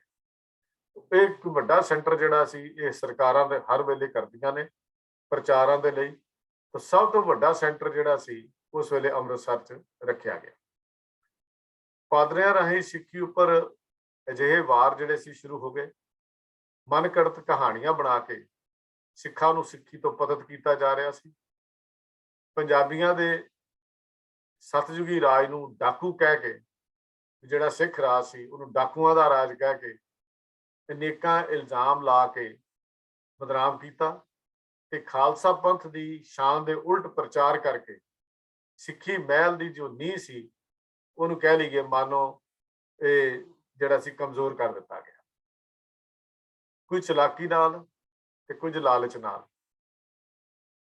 ਤੇ ਕੁਝ ਡਰ ਨਾਲ ਇਹ ਸਿੱਖਾਂ ਨੂੰ ਹਰ ਹੀਲੇ ਸਿੱਖੀ ਤੋਂ ਪਤਿਤ ਕੀਤਾ ਜਾ ਰਿਹਾ ਸੀ। ਚਲਾਕੀ ਨਾਲ ਵੀ, ਡਰ ਦੇ ਨਾਲ ਵੀ ਤੇ ਲਾਲਚ ਨਾਲ ਵੀ। ਸਿੱਖਾਂ ਦੇ ਰਾਜ ਵਿੱਚ ਜਿਹੜੇ ਕਹਿੰਦੇ ਨੇ ਹਲਵੇ ਮਾਂਡੇ ਦੇ ਯਾਰ, ਹਲਵੇ ਮਾਂਡੇ ਦੇ ਜਿਹੜੇ ਸਜੇ ਹੋਏ ਸਿੱਖ ਸਨ, ਉਹ ਤਾਂ ਦਿਨਾਂ ਵਿੱਚ ਹੀ ਰਾਮ ਰਾਮ, ਤੋਬਾ ਤੋਬਾ ਤੇ ਯਿਸੂ ਮਸੀਹ ਦੇ ਭਗਤ ਬਣ ਗਏ। ਜਿਹੜੇ ਲਾਲਚੀ ਹੁੰਦੇ ਨੇ, ਧਰਮ ਕਦੀ ਲਾਲਚ ਨਾਲ ਨਹੀਂ ਫੈਲਦਾ। ਕਿ ਠੀਕ ਹੈ, ਕੁਝ ਸਮੇਂ ਦੇ ਲਈ ਲਾਲਚ ਦੇ ਕੇ ਧਰਮ ਨੂੰ ਅੱਗੇ ਲਿਜਾਇਆ ਜਾ ਸਕਦਾ ਹੈ, ਪਰ ਲਾਲਚੀ ਜਿਹੜੇ ਹਨ ਉਹ ਧਰਮ ਤੇ ਕਦੀ ਟਿਕਦੇ ਨਹੀਂ ਹਨ। ਜਿਨ੍ਹਾਂ ਨੇ ਲਾਲਚ ਦੇ ਵਿੱਚੋਂ ਧਰਮ ਦਾ ਜਨਮ ਲਿਆ ਹੋਵੇ ਉਹ ਬਹੁਤਾ ਚਿਰ ਟਿਕਦੇ ਨਹੀਂ ਹਨ। ਉਹੀ ਗੱਲ ਹੋਈ ਕਿ ਜਿਹੜੇ ਸਿੱਖ ਰਾਜ ਦੇ ਵਿੱਚ ਆਪਣੇ ਹਲਵੇ ਮਾਂਡੇ ਲਈ ਸਿੱਖ ਸਜੇ ਸਨ, ਉਹ ਤਾਂ ਦਿਨਾਂ ਵਿੱਚ ਹੀ ਯਿਸੂ ਦੇ ਭਗਤ ਜਿਹੜੇ ਸੀ ਬਣ ਗਏ। ਇੱਥੋਂ ਤੱਕ ਕਿ 3 ਸਾਲਾਂ ਦੇ ਵਿੱਚ 375 ਪਿੰਡਾਂ ਦੇ ਵਿੱਚ ਅੱਡੇ ਬਣਾ ਕੇ 27,000 ਲੋਕਾਂ ਨੂੰ ਕਨਵਰਟ ਕਰ ਲਿਆ ਗਿਆ। 27,000 ਜਿਹੜੇ ਸ਼ਰਧਾਲੂ ਬਣਾ ਲਏ ਗਏ, ਜਿਨ੍ਹਾਂ ਵਿੱਚੋਂ 2/3 ਜਿਹੜੀ ਮੈਜੋਰਟੀ ਸੀ ਉਹਨਾਂ ਨੇ ਇਸ ਕ੍ਰਿਸਚੈਨਿਟੀ ਨੂੰ ਗ੍ਰਹਿਣ ਕਰ ਲਿਆ ਸੀ ਤੇ 4,000 ਇਹ ਕੰਮ ਕਰਨ ਲਈ ਹੋਰ ਤਿਆਰ ਹੋ ਚੁੱਕੇ ਸਨ। ਇਹ ਉਸ ਵੇਲੇ ਦੀ ਗੱਲ ਕਰ ਰਿਹਾ ਹਾਂ ਜਦੋਂ 1852 ਤੋਂ ਬਾਅਦ ਦਾ ਇਤਿਹਾਸ ਜਿਹੜਾ ਆਉਂਦਾ ਹੈ, ਜੋ ਡਾਕਟਰ ਜਗਜੀਤ ਸਿੰਘ ਜੀ ਨੇ ਵੀ ਇਹ ਅੰਕੜੇ ਆਪਣੀ ਕਿਤਾਬ ਵਿੱਚ ਦਿੱਤੇ ਹਨ ਔਰ ਸਿੱਖ ਮਿਸ਼ਨ ਕਾਲਜ ਨੇ ਵੀ ਇਹਨਾਂ ਅੰਕੜਿਆਂ ਨੂੰ ਆਪਣੀ ਪੁਸਤਕ ਸਿੰਘ ਸਭਾ ਲਹਿਰ ਦੇ ਵਿੱਚ ਦਰਜ ਕੀਤਾ ਹੈ। 1857 ਦੇ ਗਦਰ ਦੇ ਨਾਲ ਇਸ ਕੰਮ ਨੂੰ ਕੁਝ ਦੇਰ ਲਈ ਤਾਂ ਠੱਲ ਪਈ। ਗਦਰ ਦਾ ਵੱਡਾ ਕਾਰਨ ਭਾਰਤੀਆਂ ਦੇ ਧਰਮਾਂ ਵਿੱਚ ਵਧੇਰੇ ਦਖਲ ਦੇਣਾ ਸਮਝਦੇ ਸਨ। ਗਦਰ ਦਾ ਕਾਰਨ ਕੀ ਹੈ? ਧਰਮ ਵਿੱਚ ਦਖਲ ਅੰਦਾਜ਼ੀ। ਪਰ ਮਿਸ਼ਨਰੀਆਂ ਛੇਤੀ ਹੀ ਇਹਨਾਂ ਖਿਆਲਾਂ ਦੇ, ਜਿਹੜੇ ਕ੍ਰਿਸਚਨ ਮਿਸ਼ਨਰੀ ਸੀ, ਉਹਨਾਂ ਨੇ ਇਸ ਖਿਆਲਾਂ ਦੇ ਉੱਤੇ ਜਿੱਤ ਪਾ ਲਈ। ਗਦਰ ਕਰਨ ਵਾਲੇ ਉਹ ਸਨ ਜਿਨ੍ਹਾਂ ਤੱਕ ਸਰਕਾਰ ਪਾਦਰੀਆਂ ਤੇ ਮਿਸ਼ਨਰੀਆਂ ਨੂੰ ਜਾਣ ਨਹੀਂ ਸੀ ਦਿੰਦੀ। ਇਹ ਉਹਨਾਂ ਨੇ ਆਪਣੇ ਹਿਸਾਬ ਕਿਤਾਬ ਦੇ ਨਾਲ, ਇਹ ਗੱਲ ਮੈਂ ਕਹਿ ਦਵਾਂ ਕਿ ਜਿਨ੍ਹਾਂ ਥਾਵਾਂ ਤੇ ਈਸਾਈ ਮਿਸ਼ਨ ਸਫਲ ਹੋਏ ਸਨ ਉੱਥੇ ਗਦਰ ਨਹੀਂ ਸੀ ਹੋਇਆ। ਉਹਨਾਂ ਨੇ ਇਹ ਗੱਲ, ਇੱਕ ਪ੍ਰਚਲਿਤ ਜਿਹੜੀ ਇਸ ਤਰ੍ਹਾਂ ਕਰ ਦਿੱਤੀ। ਸਗੋਂ ਨਵੇਂ ਬੜੇ ਈਸਾਈ ਅੰਗਰੇਜ਼ ਭਾਰਤ ਹੀ ਰਹੇ ਤੇ ਉਹਨਾਂ ਨੇ ਇਹ ਆਜ਼ਾਦੀ ਦੀ ਲਹਿਰ ਦਬਾਉਣ ਵਿੱਚ ਵਧੇਰੇ ਹਿੱਸਾ ਪਾਇਆ। ਜਿਹੜੇ ਆਪਣੇ ਹੀ ਕਨਵਰਟ ਹੋਏ ਸਨ ਉਹਨਾਂ ਨੇ ਹੀ ਉਹ 1857 ਦੇ ਜੋ ਗਦਰ ਸੀ ਉਹਨੂੰ ਦਬਾਉਣ ਦੇ ਵਿੱਚ ਜ਼ਿਆਦਾ ਯੋਗਦਾਨ ਪਾਇਆ। ਇਸ ਵਾਰ ਕਹਿੰਦੇ ਨੇ ਨਵੀਂ ਮੁਸਲਮਾਨੀ ਅੱਲਾ ਅੱਲਾ ਪੁਕਾਰੇ ਦਾ ਜਿਹੜਾ ਸਿਧਾਂਤ ਹੁੰਦਾ ਹੈ ਉਹ ਇਸ ਤਰ੍ਹਾਂ ਹੀ ਹੁੰਦਾ। ਉਹ ਜੋ ਜਿਹੜਾ ਜਨੂਨ ਹੈ, ਜਨੂਨ ਵਿੱਚ ਆ ਕੇ ਹੀ ਇਹ ਕੰਮ ਕੀਤੇ ਜਾਂਦੇ ਨੇ। ਇਹਨਾਂ ਦੇ ਕੰਮਾਂ ਵਿੱਚ ਸਰਕਾਰੀ ਰੋਕ ਹਟਾ ਕੇ ਸਗੋਂ ਹਰ ਤਰ੍ਹਾਂ ਦੀ ਹੱਲਾਸ਼ੇਰੀ ਉਹਨਾਂ ਲੋਕਾਂ ਨੂੰ ਦਿੱਤੀ ਗਈ ਜਿਹੜੇ ਬੰਦੇ ਨਵੇਂ ਬਣੇ ਹਨ ਔਰ ਜਿਨ੍ਹਾਂ ਨੇ ਆਪਣਾ ਚੰਗਾ ਰੋਲ ਜਿਹੜਾ ਸੀ ਪਲੇ ਕੀਤਾ ਸੀ ਉਹਦੇ ਵਿੱਚ। ਤਾਂ 1862 ਨੂੰ ਪੰਜਾਬ ਮਿਸ਼ਨਰੀ ਕਾਨਫਰੰਸ ਹੋਈ ਦਸੰਬਰ ਦੇ ਮਹੀਨੇ ਦੇ ਵਿੱਚ। 1862 ਦਸੰਬਰ ਦੇ ਮਹੀਨੇ ਵਿੱਚ ਇੱਕ ਪੰਜਾਬ ਮਿਸ਼ਨਰੀ ਕਾਨਫਰੰਸ ਹੋਈ ਤੇ ਲੋਕਾਂ ਨੂੰ ਪ੍ਰੇਮ, ਪਿਆਰ, ਸੇਵਾ, ਸਕੂਲ ਤੇ ਹੋਰ ਵਧੇਰੇ ਪੈਸਿਆਂ, ਨੌਕਰੀਆਂ ਤੇ ਹੋਰ ਜਿਹਨੂੰ ਕੰਸੈਸ਼ਨ ਕਹਿੰਦੇ ਆ, ਰਿਆਇਤਾਂ ਦੇ ਕੇ ਮਿਸ਼ਨਰੀਆਂ ਨੇ ਆਪਣਾ ਕੰਮ ਜਿਹੜਾ ਸੀ ਹੋਰ ਤੇਜ਼ ਕਰ ਲਿਆ। ਜਿਵੇਂ ਤੁਹਾਡੇ ਐਜੂਕੇਸ਼ਨ ਦਾ ਖਰਚਾ ਅਸੀਂ ਕਰਾਂਗੇ, ਤੁਹਾਡਾ ਦਵਾਈ ਦਾਰੂ ਅਸੀਂ ਕਰਾਂਗੇ, ਬਸ ਇਹੀ ਲਾਲਚ ਹੁੰਦਾ। ਮੁੱਢਲੀਆਂ ਲੋੜਾਂ, ਜਿੱਥੇ ਗਰੀਬੀ ਹੁੰਦੀ ਹੈ ਉੱਥੇ ਮੁੱਢਲੀਆਂ ਲੋੜਾਂ ਨਾਲ ਹੀ ਧਰਮ ਬਦਲ ਦਿੱਤਾ ਜਾਂਦਾ ਹੈ। ਕੱਪੜੇ ਦਾ ਲਾਲਚ, ਦਵਾਈਆਂ ਦਾ ਲਾਲਚ, ਐਜੂਕੇਸ਼ਨ ਦਾ ਲਾਲਚ, ਬਿਮਾਰੀ ਤੋਂ ਡਰਾਵਾ ਦੇ ਕੇ ਉਹਦੇ ਵਿੱਚ ਤੰਦਰੁਸਤੀ ਦਾ ਲਾਲਚ, ਇਹ ਇੱਕ ਲਾਲਚ ਹੁੰਦੇ ਹਨ ਧਰਮ ਦੇ ਖੇਤਰ ਵਿੱਚ ਦੇ ਕੇ ਜਦੋਂ ਧਰਮ ਨੂੰ ਬਦਲਾ ਦਿੱਤਾ ਜਾਂਦਾ ਹੈ। ਇਹ ਜੇ ਦੂਜੇ ਲਫ਼ਜ਼ਾਂ 'ਚ ਕਹਿ ਲਈਏ ਕਿ ਰਾਜਸੀ ਜਿਹੜੀ ਹਨੇਰੀ ਸੀ, ਇਹ ਸਿੱਖੀ ਦੇ ਬਾਗ ਦੇ ਉੱਪਰ ਇਹ ਕਹਿ ਲਵਾਂ ਕਿ ਬਸੰਤ ਵਿੱਚ ਹੀ ਪਤਝੜ ਲਿਆ ਦਿੱਤੀ। ਆਪਾਂ ਇਹ ਗੱਲ ਲਫ਼ਜ਼ ਨੂੰ ਇਸ ਤਰ੍ਹਾਂ ਵਰਤ ਲਈਏ ਕਿ ਇੱਕ ਬਸੰਤ ਦੀ ਰੁੱਤ ਜਦੋਂ ਖਿੜਦਾ ਹੈ, ਪਰ ਸਿੱਖੀ ਦੇ ਬਾਗ ਦੇ ਵਿੱਚ ਇਹਨਾਂ ਨੇ ਪਤਝੜ ਜਿਹੜੀ ਸੀ ਉਹ ਲਿਆ ਦਿੱਤੀ। ਤਾਂ ਸਿੱਖਾਂ ਦੀ ਵੱਧ ਰਹੀ ਗਿਣਤੀ ਘਟਣ ਲੱਗ ਪਈ ਤੇ ਬਹੁਤ ਹੀ ਘਟ ਗਈ, ਖਾਸ ਕਰਕੇ 1862 ਤੋਂ ਲੈ ਕੇ 1882 ਤੱਕ ਤਾਂ ਇਹ ਸਿੱਖਾਂ ਦੀ ਗਿਣਤੀ ਜਿਹੜੀ ਸੀ ਉਹ ਬਹੁਤ ਘਟ ਗਈ। ਤੋਂ ਭਾਰਤ ਦੇ ਵਿੱਚ ਸਿੱਖ ਰਾਜ ਸਮੇਤ ਜੋ ਸਿੱਖਾਂ ਦੀ ਗਿਣਤੀ ਜੋ 1 ਕਰੋੜ ਦੇ ਲਗਭਗ ਸੀ, ਉਹ 1881 ਦੇ ਵਿੱਚ ਘਟ ਕੇ ਜਿਹੜੀ ਸੀ ਉਹ ਬਹੁਤ ਥੱਲੇ ਜਿਹੜੀ ਹੈ ਉਹ ਆ ਜਾਂਦੀ ਹੈ। ਤੇ ਜੇ ਅਸੀਂ ਇਹ ਕਹਿ ਲਈਏ ਵੀ 1881 ਵਿੱਚ 18,53,428 ਅੰਕੜਾ ਜਿਹੜਾ ਉਹ ਮਿਲਦਾ ਹੈ। 18,53,000 ਜਿਹੜੀ 1 ਕਰੋੜ ਤੋਂ ਘਟ ਕੇ 18,53,428 ਜੋ ਜਨਗਣਨਾ ਦੇ ਉਹਦੇ ਆਧਾਰ ਜਿਹੜੇ ਨਾ ਉਹ ਮਿਲਦੇ ਹਨ। 1891 ਵਿੱਚ ਇਹ 19 ਲੱਖ ਬਣ ਜਾਂਦੀ ਹੈ, ਤਕਰੀਬਨ 19,07,000 ਸਮਥਿੰਗ। 1901 ਵਿੱਚ ਫਿਰ 21,95,000, 1911 ਦੇ ਵਿੱਚ 30,11,000, 30,14,466 ਦੇ ਕਰੀਬ ਜੋ ਅੰਕੜੇ ਲਿਖੇ ਮਿਲਦੇ ਹਨ। 1921 ਦੇ ਵਿੱਚ 32,38,803, 1931 ਦੇ ਵਿੱਚ 43,35,000 ਇਹ ਗਿਣਤੀ ਜਿਹੜੀ ਮਿਲਦੀ ਹੈ। ਹੋਰ ਤਾਂ ਹੋਰ ਇਸ ਗਿਣਤੀ ਦੱਸਣ ਦਾ ਭਾਵ ਸਿਰਫ ਇੰਨਾ ਹੈ ਕਿ ਸਿੱਖੀ ਦਾ ਗੜ੍ਹ ਜ਼ਿਲ੍ਹਾ ਅੰਮ੍ਰਿਤਸਰ ਵਿੱਚ ਹੀ ਸਿੱਖ ਜੋ 1868 ਵਿੱਚ 2,32,224 ਦੀ ਗਿਣਤੀ ਸੀ, ਉਹ 81 ਵਿੱਚ ਘਟ ਕੇ 2,16,000 ਜਿਹੜੀ ਸੀ 2,16,136 ਦਾ ਅੰਕੜਾ ਉੱਥੇ ਲਿਖਿਆ ਹੋਇਆ ਉਹ ਮਿਲਦਾ ਹੈ। ਤੇ ਨਾਲ ਦੇ ਜ਼ਿਲ੍ਹੇ ਜਿਹੜਾ ਸਿਆਲਕੋਟ ਦੇ ਵਿੱਚ ਸੀ, ਉਹਦੇ ਵਿੱਚ 50,000 ਦੇ ਲਗਭਗ 50,000, ਮੈਂ ਪੂਰਾ ਅੰਕੜਾ ਨਾ ਵੀ ਵਰਤਾਂ, ਘਟ ਕੇ ਗਿਣਤੀ 40,000 ਦੇ ਕਰੀਬ ਰਹਿ ਜਾਂਦੀ ਹੈ। 10,000 ਦੀ ਗਿਣਤੀ ਉੱਥੇ ਵੀ ਘਟ ਜਾਂਦੀ ਹੈ। ਇਹੀ ਹਾਲ ਹੋਰਨਾਂ ਸੂਬਿਆਂ ਦੇ ਵਿੱਚ ਪੰਜਾਬ ਦੇ ਵਾਪਰਦਾ ਸੀ। ਉਧਰੋਂ ਘਰ ਦਾ ਭੇਤੀ ਲੰਕਾ ਢਾਏ, ਗੁਰੂ ਨਾਮ ਦਾ ਪ੍ਰਚਾਰ ਸ਼ੁਰੂ ਹੋ ਗਿਆ। ਸੋਢੀ ਤੇ ਬੇਦੀ ਬਾਬਿਆਂ ਨੇ ਗੁਰੂਵੰਸ਼ ਕਹਾਉਣ ਵਾਲੇ ਗੁਰੂ ਬਣ ਬੈਠੇ, ਡੇਰੇ ਲਾ ਬੈਠੇ, ਆਪਣੇ ਵੱਡੀਆਂ ਆਸਣ ਲਾ ਕੇ ਬੈਠ ਜਾਂਦੇ। ਭੇਖੀ ਸਾਧਾਂ ਦੇ ਟੋਲਿਆਂ ਨੇ ਸਿੱਖਾਂ ਨੂੰ ਲੁੱਟ ਕੇ ਖਾ ਲਿਆ, ਸਗੋਂ ਅਜਿਹਾ ਕੁਰਾਹ ਪਾ ਦਿੱਤਾ, ਇਕੱਲਾ ਲੁੱਟਿਆ ਹੀ ਨਹੀਂ, ਲੁੱਟਿਆ ਹੁੰਦਾ ਤਾਂ ਕੋਈ ਨਹੀਂ, ਪੈਸਾ ਤਾਂ ਫਿਰ ਵੀ ਆ ਜਾਂਦਾ ਹੈ, ਕਿ ਸਿੱਖਾਂ ਨੂੰ ਆਪਣਾ ਮੂਲ ਹੀ ਭੁਲਾ ਦਿੱਤਾ, ਅਸਲੀਅਤ ਹੀ ਭੁਲਾ ਦਿੱਤੀ। ਸਿੱਖੀ ਦੇ ਸਿਧਾਂਤ ਜਿਹੜੇ ਸੀ ਉਹਨਾਂ ਨੂੰ ਹੀ ਉਹਨਾਂ ਵੱਸੋਂ ਖੋਹ ਲਿਆ ਗਿਆ। ਇਹ ਜਿਹੜਾ ਬੇਦੀ ਤੇ ਸੋਢੀ ਬਾਬਿਆਂ ਨੇ ਐਸੀ ਲੁੱਟ ਪਾਈ। ਚਲੋ ਲੁੱਟਣਾ, ਪੈਸਾ ਜਾਣਾ ਤਾਂ ਹੋਰ ਗੱਲ ਹੈ, ਪੈਸਾ ਤਾਂ ਫਿਰ ਕਮਾਇਆ ਜਾ ਸਕਦਾ ਹੈ, ਪਰ ਜਦੋਂ ਬੰਦੇ ਦਾ ਇੱਕ ਕਿਰਦਾਰ ਹੀ ਥੱਲੇ ਸੁੱਟ ਦਿੱਤਾ ਜਾਵੇ, ਸਿੱਖੀ ਦੇ ਸਿਧਾਂਤ ਹੀ ਭੁਲਾ ਦਿੱਤੇ ਜਾਣ, ਤਾਂ ਫਿਰ ਇਹ ਸਮਝਣਾ ਪਤਨ ਜਿਹੜਾ ਹੈ ਨੇੜੇ ਆ ਜਾਂਦਾ ਹੈ। ਗੁਰਦੁਆਰਿਆਂ ਦੇ ਵਿੱਚ, ਡੇਰਿਆਂ ਵਿੱਚ ਜਾਂ ਧਰਮਸ਼ਾਲਾ ਦੇ ਵਿੱਚ ਵਾੜ ਜਿਹੜੀ ਸੀ ਉਹ ਖੇਤ ਨੂੰ ਖਾਣ ਲੱਗ ਪਈ। ਕਹਿੰਦੇ ਨੇ ਵਾੜ ਜਿਹੜੀ ਜਦੋਂ ਵਾੜ ਹੀ ਖੇਤ ਨੂੰ ਖਾ ਲਵੇ, ਘਰ ਦਾ ਰਾਖਾ ਹੀ ਘਰ ਦੇ ਵਿੱਚ ਚੋਰੀ ਕਰਨ ਲੱਗ ਪਵੇ, ਖੇਤ ਨੂੰ ਕੀਤੀ ਹੋਈ ਵਾੜ ਜੋ ਪਸ਼ੂਆਂ ਤੇ ਹੋਰ ਜੰਗਲੀ ਜਾਨਵਰਾਂ ਤੋਂ ਬਚਾਉਣ ਲਈ ਕੀਤੀ ਜਾਂਦੀ ਹੈ, ਉਹ ਵਾੜ ਹੀ ਅਗਰ ਖੇਤ ਨੂੰ ਖਾਣ ਲੱਗ ਪਵੇ ਤਾਂ ਖੇਤ ਦਾ ਰਾਖਾ ਤਾਂ ਫਿਰ ਕੌਣ ਰਹਿ ਸਕਦਾ ਹੈ, ਕੌਣ ਬਚੇਗਾ? ਫਿਰ ਅਸੀਂ ਕਹਿੰਦੇ ਹਾਂ ਰੱਬ ਹੀ ਰਾਖਾ ਹੈ। ਦੂਜੇ ਲਫ਼ਜ਼ਾਂ ਅਸੀਂ ਕਹਿ ਦਿੰਦੇ ਹਾਂ ਵੀ ਇਹ ਸਾਰਾ ਕੁਝ, ਇਹ ਡੇਰੇ ਜਿਹੜੇ ਸਨ, ਇਹ ਖੇਤ ਵਾੜ ਹੀ ਖੇਤ ਨੂੰ ਖਾਣ ਲੱਗ ਪਈ ਸੀ। ਦੇਹਧਾਰੀ ਗੁਰੂ ਦੀ ਥਾਂ ਕਹਿੰਦੇ ਖੁੰਭਾਂ ਵਾਂਗੂ ਨਿਕਲਦੇ ਸਨ, ਜਿਵੇਂ ਬਰਸਾਤ ਦੀਆਂ ਖੁੰਭਾਂ ਦਾ ਕੋਈ ਬੀਜ ਨਹੀਂ ਬੀਜਿਆ ਜਾਂਦਾ। ਢੇਰਾਂ ਦੇ ਉੱਤੇ ਆਮ ਤੌਰ ਤੇ ਦੇਖੋਗੇ, ਜਦੋਂ ਭਾਦੋਂ ਦੀ ਗਰਮੀ ਪੈਂਦੀ ਹੈ, ਧਰਤੀ ਦਾ ਸੀਨਾ ਪਾੜ ਕੇ ਇਹ ਖੁੰਭਾਂ ਆਟੋਮੈਟਿਕ ਬਾਹਰ ਆ ਨਿਕਲਦੀਆਂ ਹਨ। ਔਰ ਖੁੰਭ ਦੀ ਲਾਈਫ ਭਾਵੇਂ ਛੋਟੀ ਹੁੰਦੀ ਹੈ, ਪਰ ਇਹਨਾਂ ਡੇਰਿਆਂ ਦੀ ਲਾਈਫ ਤਾਂ ਅੱਜ ਤੱਕ ਵੀ ਨਾ ਖਤਮ ਕਰ ਸਕੇ। ਐਸੇ ਪ੍ਰਚਲਿਤ ਹੋ ਗਏ। ਪੰਜਾਬ ਦੀ ਧਰਤੀ ਤਾਂ ਛੱਡੋ, ਅਮਰੀਕਾ ਦੇ ਤੇ ਹੋਰ ਸ਼ਹਿਰਾਂ ਦੇ ਵਿੱਚ ਆ ਕੇ ਵੀ ਡੇਰੇ ਬਣਾਉਣ ਦੇ ਵਿੱਚ ਕਾਮਯਾਬ ਹੋ ਗਏ। ਇਹ ਹੋਰ ਦੇਸ਼ਾਂ ਦੇ ਵਿੱਚ ਜਾ ਕੇ ਵੀ ਡੇਰੇ ਜਿਹੜੇ ਸਨ, ਇਹਨੇ ਆਪਣੇ ਗੁਰਦੁਆਰਿਆਂ ਦੇ ਨਾਂ ਦੇ ਉੱਤੇ ਡੇਰੇ ਚਲਾ ਲਏ। ਅੱਜ ਗੁਰਦੁਆਰੇ ਬਣਾ ਲਏ, ਪਰ ਚੱਲਦੇ ਡੇਰਿਆਂ ਦਾ ਕੰਮ ਹੈ। ਆਪਣੇ ਪ੍ਰਾਈਵੇਟ ਗੁਰਦੁਆਰੇ ਖਰੀਦ ਕੇ ਉੱਥੇ ਜਾ ਕੇ ਉਹਨੂੰ ਡੇਰਿਆਂ ਦੇ ਵਾਂਗੂ ਚਲਾਉਣ। ਅੱਜ ਇੱਥੇ ਸਾਰਾ ਧੰਦਾ ਇਹ ਚੱਲ ਰਿਹਾ ਹੈ। ਅੱਜ ਤੱਕ ਵੀ ਲਗਭਗ 150 ਸਾਲ ਬਾਅਦ ਵੀ ਅਸੀਂ ਉਹਨਾਂ ਦਾ ਨਾਸ ਨਹੀਂ ਕਰ ਸਕੇ, ਉਹ ਚੱਲ ਰਿਹਾ ਹੈ। ਸਰਦਾਰ ਨਾਹਰ ਸਿੰਘ ਜੀ MA ਨੇ ਆਪਣੀ ਪੁਸਤਕ ਸਾਡੀ ਦਸ਼ਾ ਇੱਕ ਲਿਖੀ ਹੈ। ਉਹਦੇ ਪੇਜ ਨੰਬਰ 44-45 ਦੇ ਉੱਤੇ ਉਹਨਾਂ ਨੇ ਕੁਝ ਗੱਲਾਂ ਲਿਖੀਆਂ ਨੇ ਜਿਹੜੀਆਂ ਮੈਂ ਜ਼ਰੂਰ ਇਨ ਬਿਨ ਉਸੇ ਤਰ੍ਹਾਂ ਹੀ ਆਪ ਜੀ ਦੇ ਨਾਲ ਸਾਂਝੀਆਂ ਕਰਾਂਗਾ। ਕਿ ਲਿਖਦੇ ਨੇ ਪੇਜ ਨੰਬਰ 44 45 ਦੇ ਉੱਤੇ ਕਿ ਸਨ 1850 ਤੋਂ ਸਨ 1880 ਤੱਕ ਸਿੱਖ ਮੱਤ ਅੰਦਰ ਰਿਲੀਜੀਅਸ ਪੈਟਰੀਅਸ ਭਾਵ ਧਾਰਮਿਕ ਬਾਪਾਂ ਦਾ ਬੜਾ ਭਾਰੀ ਜੋਸ਼ ਚੱਲਿਆ। ਬੇਦੀਆਂ ਸੋਢੀਆਂ ਭੱਲਿਆਂ ਗੁਰੂ ਕਿਆਂ ਸਾਹਿਬਜ਼ਾਦਿਆਂ ਲੋਕਲ ਗੁਰੂਆਂ ਸਾਧਾਂ ਦੀਆਂ ਜਮਾਇਤਾਂ ਨੇ ਸਿੱਖ ਪੰਥ ਨੂੰ ਲੁੱਟ ਕੇ ਖਾ ਲਿਆ।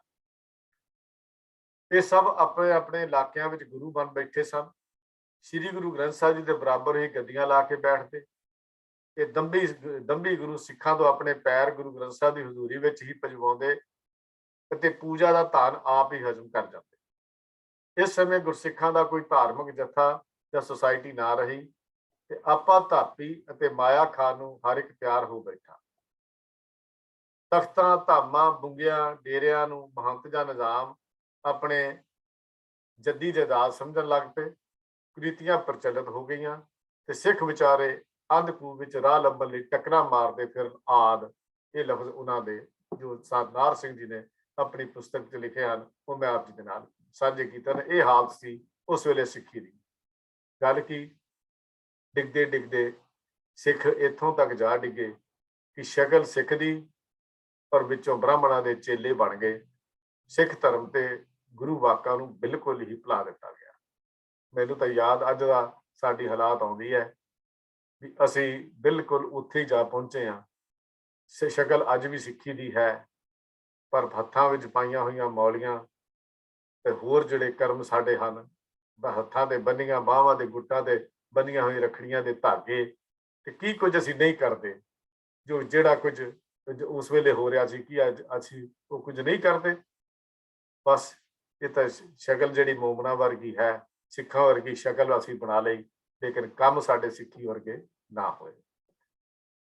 ਉਸ ਵੇਲੇ ਸ਼੍ਰੀ ਰਾਮਚੰਦਰ ਜੀ, ਸ਼੍ਰੀ ਕ੍ਰਿਸ਼ਨ ਜੀ ਦੀਆਂ ਕਹਾਣੀਆਂ, ਇਹਨਾਂ ਦਾ ਧਰਮ, ਦੀਵਾਲੀ ਦੁਸਹਿਰਾ ਇਹਨਾਂ ਦੇ ਤਿਉਹਾਰ, ਦੇਵੀ ਦੇਵਤੇ ਇਹਨਾਂ ਦਾ ਇਸ਼ਟ, ਇਕੱਲਾ ਕੱਲਾ ਪਖੰਡੀ ਇਹਨਾਂ ਦਾ ਗੁਰੂ ਤੇ ਹਿੰਦੂਆਂ ਦੇ ਪ੍ਰਾਣ ਇਹਨਾਂ ਸਿੱਖਾਂ ਦੀ ਜਿੰਦ ਜਾਨ ਬਣ ਗਏ। ਉਸ ਵੇਲੇ ਦੀ ਮੈਂ ਗੱਲ ਕਰ ਰਿਹਾ ਹਾਂ। ਕੁਝ ਮਿਲਦੇ ਜੁਲਦੇ ਹਾਲਤ ਹਨ ਜੋ ਸਾਡੀ ਕੌਮ ਦੇ ਨਾਲ ਮਿਲਦੇ ਜੁਲਦੇ ਹਨ। ਗੁਰੂ ਨਾਨਕ ਗੁਰੂ ਗੋਬਿੰਦ ਸਿੰਘ ਮਹਾਰਾਜ ਦੇ ਪ੍ਰਕਾਸ਼ ਦਿਵਸ ਦੇ ਦਿਨਾਂ ਦਾ ਤਾਂ ਪਤਾ ਨਹੀਂ ਸੀ ਪਰ ਦੀਵਾਲੀ ਦੇ ਦੁਸਹਿਰੇ ਦੇ ਨੂੰ ਇਹ ਕਦੀ ਵੀ ਨਾ ਭੁੱਲਦੇ। ਇਹਨਾਂ ਦਾ ਜੋ ਹਾਲਾਤ ਹੈ ਉਹਨਾਂ ਦਾ ਇਹ ਕਹਿ ਲਈਏ ਵੀ ਭਾਵੇਂ ਆਪਣਾ ਦਿਵਾਲਾ ਵੀ ਨਿਕਲ ਜਾਏ ਲੇਕਿਨ ਦੀਵਾਲੀ ਤੇ ਦੁਸਹਿਰੇ ਦੇ ਤਿਉਹਾਰ ਦੇ ਉੱਤੇ ਵੱਧ ਚੜ ਕੇ ਜਿਹੜੇ ਹਨ ਹਿੱਸਾ ਜਿਹੜਾ ਸੀ ਉਹ ਲੈਣਾ। ਜੇ ਕਿਤੇ ਸ੍ਰੀ ਗੁਰੂ ਗ੍ਰੰਥ ਸਾਹਿਬ ਨੂੰ ਮੱਥਾ ਟੇਕਣਾ ਪੈਂਦਾ ਇਸ ਤਰ੍ਹਾਂ ਵੀ ਇੱਕ ਪੈਸਾ ਜਾਂ 2 ਪੈਸੇ ਜਾਂ 5 ਪੈਸੇ, ਪਰ ਜੇ ਕਿਸੇ ਸਾਧ ਦੇ ਅੱਗੇ ਮੱਥਾ ਟੇਕਣਾ ਤਾਂ ਨੋਟਾਂ ਦੀਆਂ ਝੜੀਆਂ ਲੱਗ ਜਾਂਦੀਆਂ। ਗੁਰੂ ਸਾਹਿਬ ਇਹਨਾਂ ਲਈ ਇਹ ਕਹਿ ਲਈਏ ਵੀ ਇੱਕ ਹਿੰਦੂਇਜ਼ਮ ਦਾ ਇੱਕ ਖਿਚੜੀ ਜੀ ਬਣ ਕੇ ਰਹਿ ਗਿਆ। ਸਿੱਖ ਧਰਮ ਕੇਵਲ ਕਿਤਾਬਾਂ ਦੇ ਵਿੱਚ ਹੀ ਧਰਮ ਜਿਹੜਾ ਸੀ ਉਹ ਰਹਿ ਗਿਆ। ਉਹਦਾ ਨਿਆਰਾ ਪਰ ਕਿਤਾਬਾਂ ਵਿੱਚ ਹੀ ਛੁਪ ਗਿਆ। ਸਭ ਥਾਂ ਤੇ ਸੰਧਿਆ ਦਾ, ਗਾਇਤਰੀ ਦੀ ਅਰਦਾਸ ਅਤੇ 24 ਅਵਤਾਰਾਂ ਦਾ ਧਿਆਨ ਕਰਕੇ ਵਾਹਿਗੁਰੂ ਦਾ ਜਾਪ ਹੋਣ ਲੱਗ ਪਿਆ। ਭਾਵੇਂ ਗੁੰਮ ਸ਼ੁਭ ਦੇ ਰੂਪ ਵਿੱਚ ਅੱਜ ਵੀ ਅਸੀਂ ਕਰਦੇ ਹਾਂ ਪਰ ਉਸ ਵੇਲੇ ਦਾ ਸ਼ਰੇਆਮ ਇਹ ਹੋਣ ਲੱਗ ਪਿਆ। ਵਿਆਹਾਂ ਦੇ ਉੱਤੇ, ਮਿਰਤਕ ਦੇ ਉੱਤੇ, ਗਵੀਆਂ ਦੇ ਉੱਤੇ ਹਰ ਤਰ੍ਹਾਂ ਦਾ ਜਿਹੜਾ ਵਿਹਾਰ ਸੀ ਸਾਡੀਆਂ ਰਸਮਾਂ ਰਵਾਇਤਾਂ ਜਿਹੜੀਆਂ ਸਨ, ਬ੍ਰਾਹਮਣ ਦਾ ਪੂਰੀ ਤਰ੍ਹਾਂ ਕਬਜ਼ਾ ਹੋ ਗਿਆ। ਔਰ ਨਾ ਸਾਡਾ ਜਨਮ ਬ੍ਰਾਹਮਣ ਦੀ ਮਰਜ਼ੀ ਤੋਂ ਬਿਨਾਂ ਹੁੰਦਾ ਤੇ ਨਾ ਸਾਡੀ ਮੌਤ ਬ੍ਰਾਹਮਣ ਦੀ ਮਰਜ਼ੀ ਤੋਂ ਹੁੰਦੀ। ਜਨਮ ਉੱਥੇ ਸ਼ਬਦਾਂ ਦੀ ਥਾਂ ਤੇ ਭਜਨ ਪੜ੍ਹੇ ਜਾਂਦੇ ਤੇ ਕਛਹਿਰੇ ਦੀ ਥਾਂ ਤੇ ਧੋਤੀਆਂ ਬੰਨਣੀਆਂ ਸ਼ੁਰੂ ਹੋ ਗਈਆਂ। ਇਹ ਸਿੱਖਾਂ ਦੀ ਹਾਲਤ ਦਾ ਕੁਝ ਕੁ ਨਮੂਨਾ ਹੈ ਜਿਹੜਾ ਮੈਂ ਬੜੇ ਭਰੇ ਹੋਏ ਮਨ ਨਾਲ ਆਪ ਜੀ ਦੇ ਨਾਲ ਸਾਂਝਾ ਕਰ ਰਿਹਾ ਹਾਂ ਕਿਉਂਕਿ ਇਸ ਤਸਵੀਰ ਵਿੱਚੋਂ ਮੈਨੂੰ ਕੌਮ ਦੀ ਅੱਜ ਦੀ ਤਸਵੀਰ ਵੀ ਬਿਲਕੁਲ ਝਲਕਦੀ ਹੋਈ ਨਜ਼ਰ ਆਉਂਦੀ ਹੈ ਤੇ ਉਹ ਦੁਖਾਂਤ ਹੈ ਸਾਡਾ ਜਿਹੜਾ ਹਮੇਸ਼ਾ ਹੀ ਅੰਦਰੋਂ ਸਾਨੂੰ ਦਿਖਾਉਂਦਾ ਰਹਿੰਦਾ ਹੈ ਵੀ ਅਸੀਂ ਕਿੱਥੇ ਤੇ ਕਿੱਥੇ ਜਾ ਪਹੁੰਚੇ ਹਾਂ। ਗੁਰੂ ਨਾਨਕ ਦੇ ਨਿਆਰਾਪਨ ਦੇ ਧਰਮ ਨੂੰ, ਨਿਆਰੇ ਧਰਮ ਨੂੰ ਅਸੀਂ ਕਿੱਥੇ ਜਾ ਕੇ ਅੱਜ ਦੁਬਦਾ ਵਿੱਚ ਪਾ ਕੇ ਦੂਜਿਆਂ ਦੇ ਨਾਲ ਮਿਲਾ ਕੇ ਆਪਣੇ ਸਿਧਾਂਤਾਂ ਨੂੰ ਕਿਵੇਂ ਛੱਡ ਚੁੱਕੇ ਹਾਂ। ਕਹਿੰਦੇ ਨੇ ਜਦੋਂ ਹੁੱਸੜ ਲੱਗਦਾ ਮਗਰੋਂ ਹਨੇਰੀ ਤੇ ਮੀਂਹ ਆਉਂਦਾ ਹੈ, ਤਿਵੇਂ ਸਿੱਖਾਂ ਦੀ ਇਸ ਗਿਰਾਵਟ ਦੇ ਮਗਰੋਂ ਖਾਲਸਾਈ ਖੂਨ ਨੇ ਫਿਰ ਉਬਾਲਾ ਖਾਧਾ। ਪੋਠੋ ਦੇ ਇਲਾਕੇ, ਪੋਠੋਹਾਰ ਦੇ ਇਲਾਕੇ ਵਿੱਚ ਨਿਰੰਕਾਰੀ ਲਹਿਰ ਬਾਬਾ ਦਿਆਲ ਜੀ ਨੇ ਚਲਾਈ ਸੀ, ਉਹ ਜ਼ੋਰਾਂ ਤੇ ਹੋ ਗਈ। ਇਹਨਾਂ ਦੇ ਬਾਣੀਆਂ ਦਾ ਮਤਲਬ ਮੇਰਾ ਗੁਰਮਤਿ ਦੇ ਅਸੂਲਾਂ ਦਾ ਪ੍ਰਚਾਰ ਕਰਨਾ ਸੀ। ਜਿਹੜੀ ਨਿਰੰਕਾਰੀ ਲਹਿਰ ਚੱਲੀ ਸੀ, ਜੋ ਬੜੇ ਦੁੱਖ ਚੱਲ ਕੇ ਵੀ ਕਰਦੇ ਸੀ, ਪਰ ਛੇਤੀ ਹੀ ਸਿੱਖੀ ਸੇਵਕੀ ਹੋਣ ਕਰਕੇ ਇਹ ਵੀ ਗੁਰੂ ਧਰਮ ਦਾ ਇੱਕ ਹਿੱਸਾ ਬਣ ਗਿਆ। ਇਹ ਵੀ ਗੁਰੂ ਧਰਮ ਦਾ ਇੱਕ ਹਿੱਸਾ ਜਿਹਾ ਬਣ ਗਿਆ, ਜਿਸ ਕਾਰਨ ਇਹ ਲਹਿਰ ਫਿਰ ਪੋਠੋਹਾਰ ਦੇ ਇਲਾਕੇ ਤੋਂ ਅੱਗੇ ਵੱਧ ਕੇ ਨਾ ਜਾ ਸਕੀ। ਉੱਥੇ ਇੱਕ ਛੋਟੀ ਜਿਹੀ ਲਹਿਰ ਸਿਮਟ ਕੇ ਰਹਿ ਗਈ। ਦੂਜੇ ਪਾਸੇ ਇਹਨਾਂ ਨੇ ਲੁਧਿਆਣੇ ਦੇ ਨੇੜੇ ਭੈਣੀ ਦਾ ਇਲਾਕਾ, ਜਿਹਨੂੰ ਭੈਣੀ ਸਾਹਿਬ ਕਿਹਾ ਜਾਂਦਾ ਹੈ, ਉਹਨੂੰ ਗੜ੍ਹ ਬਣਾ ਲਿਆ, ਜਾਂ ਇਹ ਕਹਿ ਕੇ ਗੜ੍ਹ ਬਣਾ ਕੇ ਬਾਬਾ ਰਾਮ ਸਿੰਘ ਜੀ ਨੂੰ ਸਿੱਖਾਂ ਨੂੰ ਜਥੇਬੰਦ ਕਰਨਾ ਸ਼ੁਰੂ ਕੀਤਾ, ਜੋ ਅੱਜ ਨਾਮਧਾਰੀ ਲਹਿਰ ਨਾਲ ਮਸ਼ਹੂਰ ਹੈ। ਨਿਰੰਕਾਰੀਆਂ ਵਾਂਗ ਇਹ ਵੀ ਪੱਛਮੀ ਲਹਿਰ ਦੇ ਵਿਰੋਧੀ ਸਨ, ਜੋ ਇਸ ਸਮੇਂ ਸਰਕਾਰੀ ਨੌਕਰੀਆਂ, ਸਕੂਲਾਂ, ਕਚਹਿਰੀਆਂ, ਡਾਕਖਾਨੇ, ਤਾਰ ਘਰ, ਰੇਲਵੇ ਆਦਿ ਸਭ ਸਰਕਾਰੀ ਚੀਜ਼ਾਂ ਦੇ ਬਾਈਕਾਟ ਕਰਨ ਤੇ ਇਹਨਾਂ ਨੇ ਬੜੇ ਜ਼ੋਰ ਨਾਲ ਪ੍ਰਚਾਰ ਕੀਤਾ। ਦੇਸ਼ੀ ਚੀਜ਼ਾਂ, ਕੱਪੜੇ ਦੀ ਖਾਸ ਵਰਤੋਂ ਬੰਦ ਕਰ ਦਿੱਤੀ ਗਈ। ਇਸ ਦੇ ਨਾਲ ਹੀ ਬਾਬਾ ਜੀ ਨੇ ਇਸ ਲਹਿਰ ਨਾਲ ਸਿੱਖਾਂ ਵਿੱਚ ਸ਼ੁੱਧ, ਸਾਦਾ, ਸੱਚਾ ਆਚਰਨ ਲਿਆਂਦਾ ਅਤੇ ਕਿਰਤ ਕਮਾਈ ਕਰਕੇ ਆਪਣਾ ਨਿਰਵਾਹ ਕਰਨਾ ਸਿਖਾਇਆ। ਮੈਂ ਬੇਨਤੀ ਕਰਾਂ, ਲਹਿਰਾਂ ਪਹਿਲਾਂ ਮਾੜੀਆਂ ਨਹੀਂ ਸਨ ਚੱਲੀਆਂ, ਇਹ ਚੱਲੀਆਂ ਸਿੱਖੀ ਦੇ ਪ੍ਰਚਾਰ ਦੇ ਵਿੱਚ ਸਨ। ਬਾਬਾ ਰਾਮ ਸਿੰਘ ਜੀ ਦੇ ਜੀਵਨੀ ਨੂੰ ਪੜ੍ਹ ਕੇ ਦੇਖੋ, ਜਿਨ੍ਹਾਂ ਨੂੰ ਨਾਮਧਾਰੀ ਲਹਿਰ ਦਾ ਮੋਢੀ ਕਿਹਾ ਜਾਂਦਾ ਹੈ। ਉਹਨਾਂ ਨੇ ਆਪਣੀ ਸਾਰੀ ਜ਼ਿੰਦਗੀ ਵਿੱਚ ਕਦੀ ਵੀ ਗੁਰੂ ਨਹੀਂ ਖਵਾਇਆ, ਨਾ ਹੀ ਆਪਣੀ ਸ਼ਖਸੀ ਪੂਜਾ ਕਰਾਈ। ਇਹ ਤਾਂ ਉਹਨਾਂ ਦੀ ਮੌਤ ਤੋਂ ਬਾਅਦ, ਉਹਨਾਂ ਦੇ ਚਲਾਣੇ ਤੋਂ ਬਾਅਦ ਉਹਨਾਂ ਦੇ ਚੇਲਿਆਂ ਨੇ ਇੱਕ ਪ੍ਰਚਲਿਤ ਕਰ ਦਿੱਤਾ ਕਿ ਗੁਰੂ ਸਾਹਿਬ ਜੀ, ਗੁਰੂ ਗੋਬਿੰਦ ਸਿੰਘ ਮਹਾਰਾਜ ਤਾਂ ਘੋੜੇ ਸਮੇਤ ਚਲੇ ਗਏ ਸੀ, ਉਹਨਾਂ ਨੇ ਗੱਦੀ ਦੀ ਜ਼ਿੰਮੇਵਾਰੀ ਇਹਨਾਂ ਨੂੰ ਦੇ ਦਿੱਤੀ। ਇਸ ਤਰ੍ਹਾਂ ਪ੍ਰਚਲਿਤ ਗੱਲ ਕਰ ਦਿੱਤੀ ਗਈ, ਜਿੱਥੋਂ ਨਾਮਧਾਰੀ ਸਿੱਖ ਜਿਹੜਾ ਸੀ ਉਹ ਹੋਂਦ ਵਿੱਚ ਆਉਂਦਾ ਹੈ। ਪਹਿਲਾਂ ਜੋ ਬਣਿਆ ਗਿਆ ਸੀ, ਇਹ ਸਿੱਖੀ ਦੇ ਪ੍ਰਚਾਰ ਕਰਕੇ ਹੀ ਬਣਿਆ ਗਿਆ ਸੀ। ਗੁਰਬਾਣੀ ਦਾ ਪ੍ਰੇਮ, ਵੰਡ ਕੇ ਛਕਣਾ, ਨਾਮ ਜਪਣਾ ਦਾ ਅਭਿਆਸ ਜਿਹੜਾ ਸੀ, ਇਹੋ ਹੀ ਸਿਖਾਉਂਦੇ ਸਨ। ਇਹਨਾਂ ਨੇ ਬਾਲ ਵਿਆਹ, ਸ਼ਰਾਬ, ਸ਼ਾਦੀਆਂ ਦੇ ਉੱਤੇ, ਵਿਆਹਾਂ ਦੇ ਉੱਤੇ, ਮੈਰਿਜਸ ਦੇ ਉੱਤੇ ਜਿਹੜਾ ਨਜਾਇਜ਼ ਖਰਚਾ ਉਹ ਕਰਦੇ ਸਨ, ਉੱਥੋਂ ਹਟਾਇਆ ਤੇ ਇਹ ਖਰਚੇ ਵੀ ਘਟਾਉਣੇ ਸੀ ਜਾਂ ਬੰਦ ਕਰਾਉਣ ਦੇ ਉੱਤੇ ਜ਼ੋਰ ਲਾਇਆ ਇਸ ਲਹਿਰ ਨੇ। ਇਹ ਸਭ ਕੁਝ ਵੇਖਦਿਆਂ ਫਿਰ ਸਰਕਾਰ ਨੂੰ ਚਿੰਤਾ ਪੈ ਗਈ, ਟੈਨਸ਼ਨ ਹੋ ਗਈ ਵੀ ਇਹ ਨਾਮਧਾਰੀ ਲਹਿਰ ਤੇ ਇਹ ਸਾਡੇ ਤਾਂ ਬੇਸਿਕ ਪ੍ਰਿੰਸੀਪਲ ਦੇ ਉਲਟ ਚੱਲ ਰਹੀ ਹੈ। ਉਹਨਾਂ ਨੇ ਫਿਰ ਇਸ ਨਾਮਧਾਰੀ ਲਹਿਰ ਨੂੰ ਆਪਣੀ ਕਿਹੜੀ ਅੱਖ ਨਾਲ ਵੇਖਣਾ ਜਿਹੜਾ ਸੀ ਉਹ ਸ਼ੁਰੂ ਕਰਤਾ। ਬੰਦਸ਼ਾ ਹੋਣ ਕਰਕੇ ਨਾਮਧਾਰੀ ਜਿਹੜੀਆਂ ਫਿਰ ਜਦੋਂ ਪਾਬੰਦੀਆਂ ਲੱਗ ਗਈਆਂ, ਫਿਰ ਥੋੜਾ ਜਿਹਾ ਲਹਿਰ ਦਾ ਜੋਸ਼ ਘਟਿਆ ਤੇ 1868 ਵਿੱਚ ਸਰਕਾਰ ਨੇ ਕੁਝ ਬੰਦਸ਼ਾਂ ਵੀ ਹਟਾ ਲਈਆਂ। ਚੰਗਾ ਅਸਰ ਹੋਇਆ ਕਿ ਨਾਮਧਾਰੀ ਲਹਿਰ ਪਹਿਲਾਂ ਤੋਂ ਵੀ ਗਰਮ ਹੋ ਗਈ, ਅੱਗੇ ਨਾਲ ਜ਼ਿਆਦਾ ਤੇਜ਼ੀ ਨਾਲ ਕੰਮ ਕਰਨ ਲੱਗ ਪਈ ਤੇ ਨਾਮਧਾਰੀ ਜਿਹੜੇ ਗਊ ਮਾਰਦੇ ਸਨ ਉਹਦੇ ਕੱਟੜ ਵਿਰੋਧੀ ਸਨ ਤੇ ਦਰਬਾਰ ਸਾਹਿਬ ਨੇੜੇ ਸਰਕਾਰੀ ਹੁਕਮ ਵਿਰੁੱਧ ਜਿਹੜੇ ਗਊਆਂ ਮਾਰੀਆਂ ਜਾਂਦੀਆਂ ਸਨ, ਗਊ ਵੱਧ ਜਿਹਨੂੰ ਕਹਿੰਦੇ ਅਸੀਂ, ਗਊਆਂ ਕੱਟਣੀਆਂ, ਉੱਥੇ ਕਾਫੀ ਜੋਸ਼ ਫੈਲ ਰਿਹਾ ਸੀ। ਪਰ 14-15 ਜਨਵਰੀ 1872 ਨੂੰ ਮਲੇਰਕੋਟਲੇ ਨਾਮਧਾਰੀ ਸੱਜਣਾ ਵਿੱਚ ਜਦ ਜੋਸ਼ ਵਿੱਚ ਆ ਕੇ ਇਹਨਾਂ ਨਾਮਧਾਰੀਆਂ ਸੱਜਣਾ ਨੇ ਕੁਝ ਬੁੱਚੜਾਂ ਨੂੰ ਵੜ ਦਿੱਤਾ, ਜਿਹੜੇ ਗਊਆਂ ਨੂੰ ਮਾਰਦੇ ਸਨ ਜਾਂ ਕੱਟਦੇ ਸਨ। ਇਹਦੇ ਨਾਲ ਨਾਮਧਾਰੀਆਂ ਦੇ ਉੱਤੇ ਇੱਕ ਮੁਸੀਬਤ ਦਾ ਜਿਹੜਾ ਪਹਾੜ ਸੀ ਉਹ ਡਿੱਗ ਪਿਆ। ਨਾਮਧਾਰੀ ਘੇਰੇ ਗਏ, ਜਿਨ੍ਹਾਂ ਵਿੱਚੋਂ 49 ਜਿਹੜੇ ਬਿਨਾਂ ਪੜਤਾਲ ਕੀਤੇ ਜਾਂ ਮੁਕੱਦਮਾ ਚਲਾਏ ਲੁਧਿਆਣੇ ਦੇ ਡਿਪਟੀ ਕਮਿਸ਼ਨਰ ਮਿਸਟਰ ਕਾਵਨ ਦੇ ਹੁਕਮ ਨਾਲ ਤੋਪਾਂ ਦੇ ਨਾਲ ਉਡਾ ਦਿੱਤੇ ਗਏ। ਉਹਨਾਂ 49 ਨੂੰ ਤੋਪਾਂ ਨਾਲ ਉਡਾ ਦਿੱਤਾ ਗਿਆ। ਮਿਸਟਰ ਕਾਵਨ ਸੀ ਲੁਧਿਆਣੇ ਦਾ ਡਿਪਟੀ ਕਮਿਸ਼ਨਰ, ਉਹਨੇ ਆਰਡਰ ਕੀਤਾ ਤੇ ਉਹਨਾਂ 49 ਨੂੰ ਤੋਪਾਂ ਨਾਲ ਉਡਾ ਦਿੱਤਾ ਗਿਆ। ਬਾਕੀ ਦੇ ਸਿੰਘਾਂ ਦਾ ਦੂਸਰੇ ਦਿਨ ਕਮਿਸ਼ਨਰ ਮਿਸਟਰ ਫੋਰਸਿਸ ਸੀਗਾ, ਉਹਨੇ ਮੁਕੱਦਮਾ ਸੁਣਿਆ ਤੇ ਬਾਕੀਆਂ ਨੂੰ ਫਾਂਸੀ ਦੀ ਸਜ਼ਾ ਦਿੱਤੀ ਗਈ।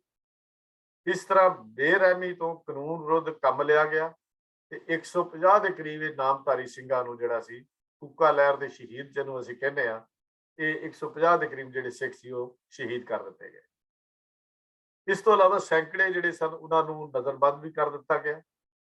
ਬਾਬਾ ਰਾਮ ਸਿੰਘ ਜੀ ਨੂੰ ਰੰਗੂਨ ਭੇਜ ਦਿੱਤਾ ਗਿਆ ਤੇ ਗੁਰਦੁਆਰਾ ਭੈਣੀ ਸਾਹਿਬ ਦੇ ਬੂਹੇ ਤੇ ਪੁਲਿਸ ਦਾ ਪਹਿਰਾ ਲੱਗ ਗਿਆ। ਸਾਰਿਆਂ ਨਾਮਧਾਰੀ ਸਿੰਘਾਂ ਦਾ ਵੀ ਉਹਦੇ ਉੱਤੇ ਜਦੋਂ CID ਸੀ ਕਹਿੰਦੇ ਉਹ ਲਾ ਦਿੱਤੀ ਗਈ।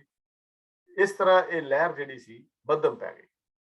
ढिल्ली पै गई ते मगरों जाके ये लहर भी गुरु नाम के चिक्कड़ विच जा डुब्बी, जिथे अज तक भी 12वें 13वें 14वें गुरु की गल चलती तुरी आउंदी है।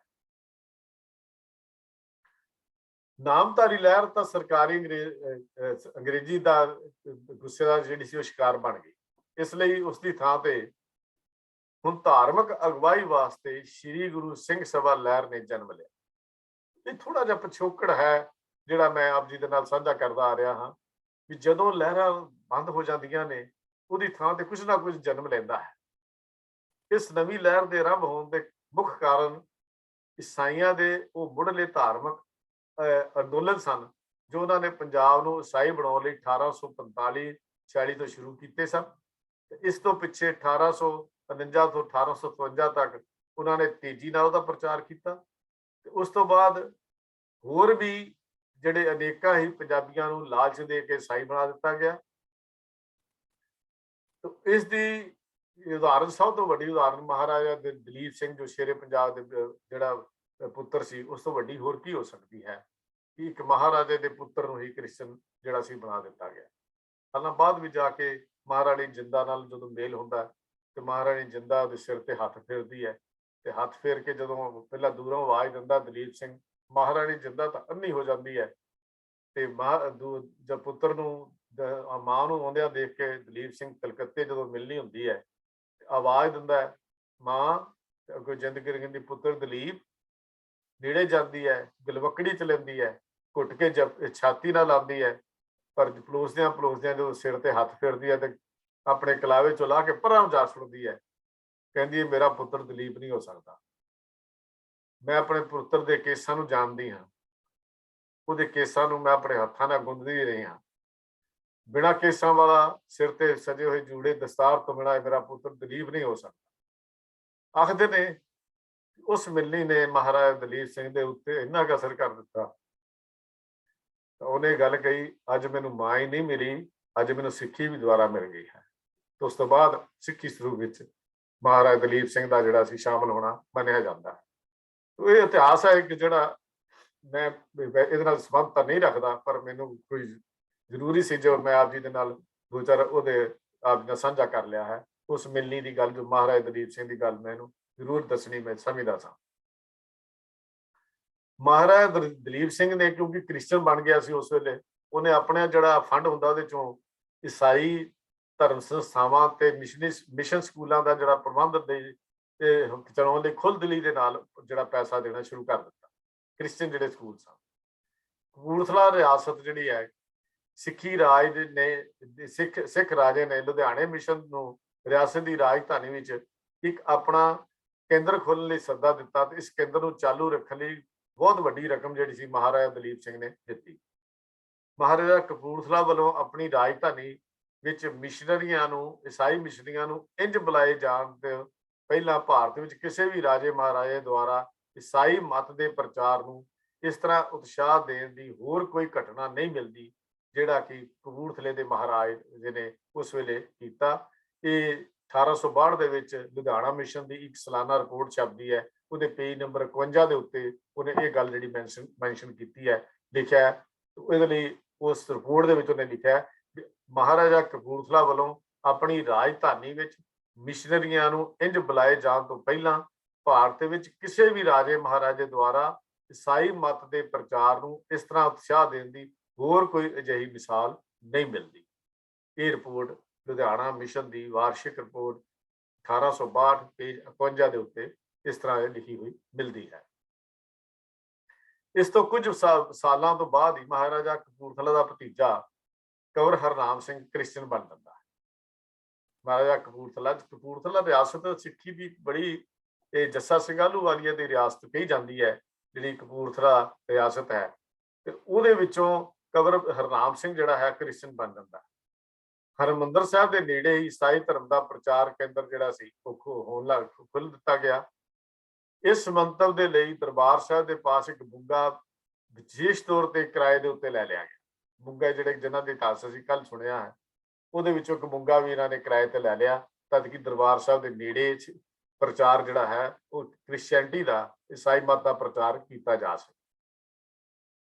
ਅੰਗਰੇਜ਼ੀ ਸਰਕਾਰ ਨੇ ਈਸਾਈਅਤ ਦੇ ਪ੍ਰਚਾਰ ਲਈ ਸਰਹੱਦੀ ਲਾਈਨ ਤੇ ਉੱਤੋਂ ਜੋ ਕਿ ਸ਼ਿਮਲੇ ਤੋਂ ਕਰਾਚੀ ਤੱਕ ਜਾਂਦੀ ਹੈ 6 ਵੱਡੇ ਸਟੇਸ਼ਨ ਅੱਛਾ ਵੱਡੇ ਅੱਡੇ ਕਾਇਮ ਕੀਤੇ। ਇੱਕ ਕੋਟਗੜ੍ਹ, ਦੂਜਾ ਕਾਂਗੜਾ, ਤੀਸਰਾ ਬੰਨ, ਡੇਰਾ ਇਸਮਾਈਲ ਖਾਨ, ਮੁਲਤਾਨ ਤੇ ਖਾਨਪੁਰ। ਇਹ 6 ਸੈਂਟਰ ਜਿਹੜੇ ਸੀ ਬਣਾਏ। 5 ਛੋਟੇ ਤੇ ਇਸ ਤੋਂ ਅੱਡੇ 5 ਛੋਟੇ ਅੱਡੇ ਪੰਜਾਬ ਦੇ ਵਿੱਚ ਬਣਾਏ, ਜਿੱਥੇ ਇੱਕ ਬਟਾਲੇ, ਦੂਜਾ ਨਾਰੋਵਾਲ, ਤੀਜਾ ਕਲਾਰਕਾਬਾਦ, ਚੌਥਾ ਤਰਨਤਾਰਨ ਦਾ ਪਿੰਡ ਹੈ ਦਾਦਨ ਖਾਨ। ਇਹ ਜਿਹੜੇ ਸੀ ਉੱਥੇ ਉਹਨਾਂ ਨੇ ਬਣਾਏ।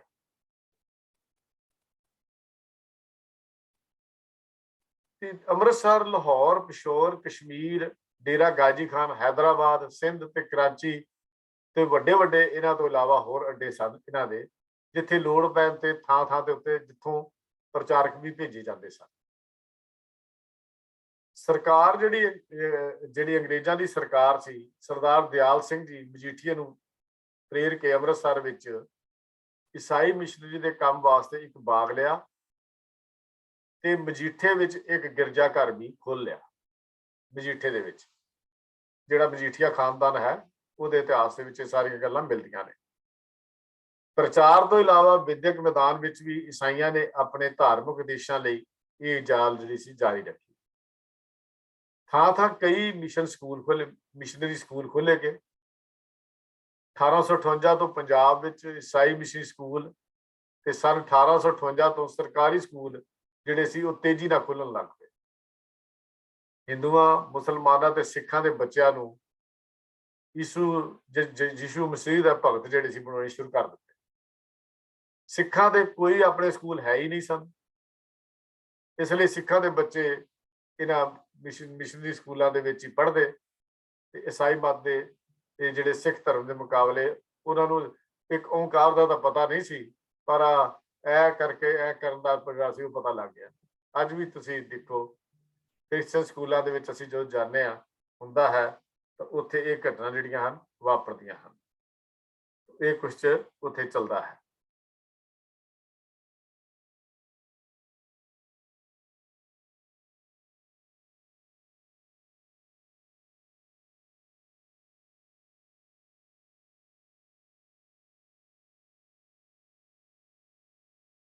ਉੱਥੇ ਚੱਲਦੀਆਂ ਹਨ, ਅੱਜ ਵੀ ਇਸ ਸਕੂਲਾਂ ਵਿੱਚ ਇਹੋ ਕੁਝ ਚੱਲਦਾ ਹੈ। 1873 ਦੇ ਵਿੱਚ ਦੇ ਸ਼ੁਰੂ ਦੇ ਵਿੱਚ ਅੰਮ੍ਰਿਤਸਰ ਮਿਸ਼ਨ ਸਕੂਲ, ਇੱਕ ਕ੍ਰਿਸਚਨ ਸਕੂਲ ਦੇ 4 ਸਿੱਖ ਵਿਦਿਆਰਥੀਆਂ ਨੇ, ਜਿਨ੍ਹਾਂ ਦਾ ਨਾਮ ਆਇਆ ਸਿੰਘ, ਅਤਰ ਸਿੰਘ, ਸਾਧੂ ਸਿੰਘ ਤੇ ਸੰਤੋਖ ਸਿੰਘ ਸਨ। ਈਸਾਈ ਮਤ ਦੇ ਪ੍ਰਭਾਵ ਹੇਠ ਆ ਕੇ ਈਸਾਈ ਹੋਣ ਦੀ ਇੱਛਾ ਪ੍ਰਗਟ ਕੀਤੀ। ਜਦੋਂ ਸਿੱਖਾਂ ਨੂੰ ਇਸ ਗੱਲ ਦਾ ਪਤਾ ਲੱਗਾ, ਉਹਨਾਂ ਨੇ ਆਪਣੇ ਹੀ ਘਰਾਂ ਵਿੱਚ ਇਹ ਭਾਂਬੜ ਮੱਚਦਾ ਦੇਖ ਉਹਨਾਂ ਦੇ ਦਿਲ ਤੇ ਇੱਕ ਭਾਰੀ ਸੱਟ ਜੀ ਵੱਜੀ। ਪਲੀਜ਼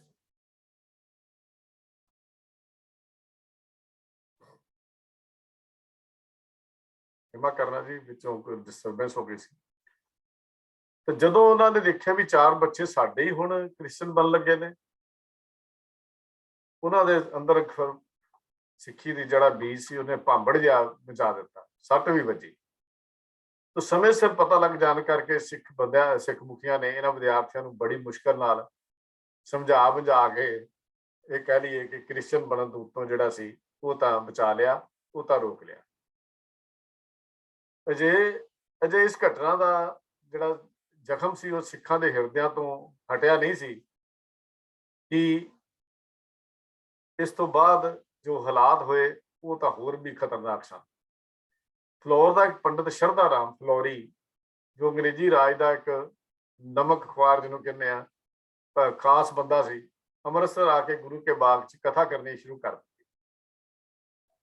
ਇਸ ਕਥਾ ਦੇ ਦੌਰਾਨ ਉਸਨੇ ਗੁਰੂ ਸਾਹਿਬਾਨ ਦੀ ਸ਼ਾਨ ਤੇ ਖਾਲਸਾ ਪੰਥ ਦੇ ਸੰਬੰਧੀ ਬੜੇ ਹੀ ਅਯੋਗ ਤੇ ਭੱਦੇ ਸ਼ਬਦ ਵਰਤੇ।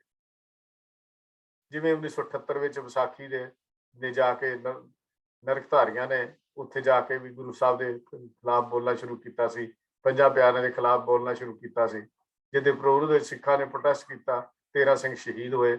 ਤਾਂ ਇਹ ਉਸ ਦੀ ਗੱਲ ਕਰ ਰਿਹਾ ਹਾਂ ਵੀ ਇਹ ਅੰਮ੍ਰਿਤਸਰ ਕਿਉਂਕਿ ਸਿੱਖੀ ਦਾ ਕੇਂਦਰ ਹੈ, ਇਹ ਇਸ ਉੱਥੇ ਜਾ ਕੇ ਸਿੱਖਾਂ ਦੇ ਆਪਣੇ ਘਰ 'ਚ ਹੀ ਪੰਡਿਤ ਜੀ ਸਿੱਖਾਂ ਦੀ ਛਾਤੀ ਤੇ ਬੈਠ ਕੇ ਮੂੰਗ ਦਲਦੇ ਰਹੇ ਤੇ ਪਰ ਫਿਰ ਵੀ ਕਿਸੇ ਪਾਸੇ ਤੋਂ ਕੋਈ ਜ਼ੋਰਦਾਰ ਆਵਾਜ਼ ਜਾਂ ਵਿਰੋਧਤਾ ਪੈਦਾ ਨਾ।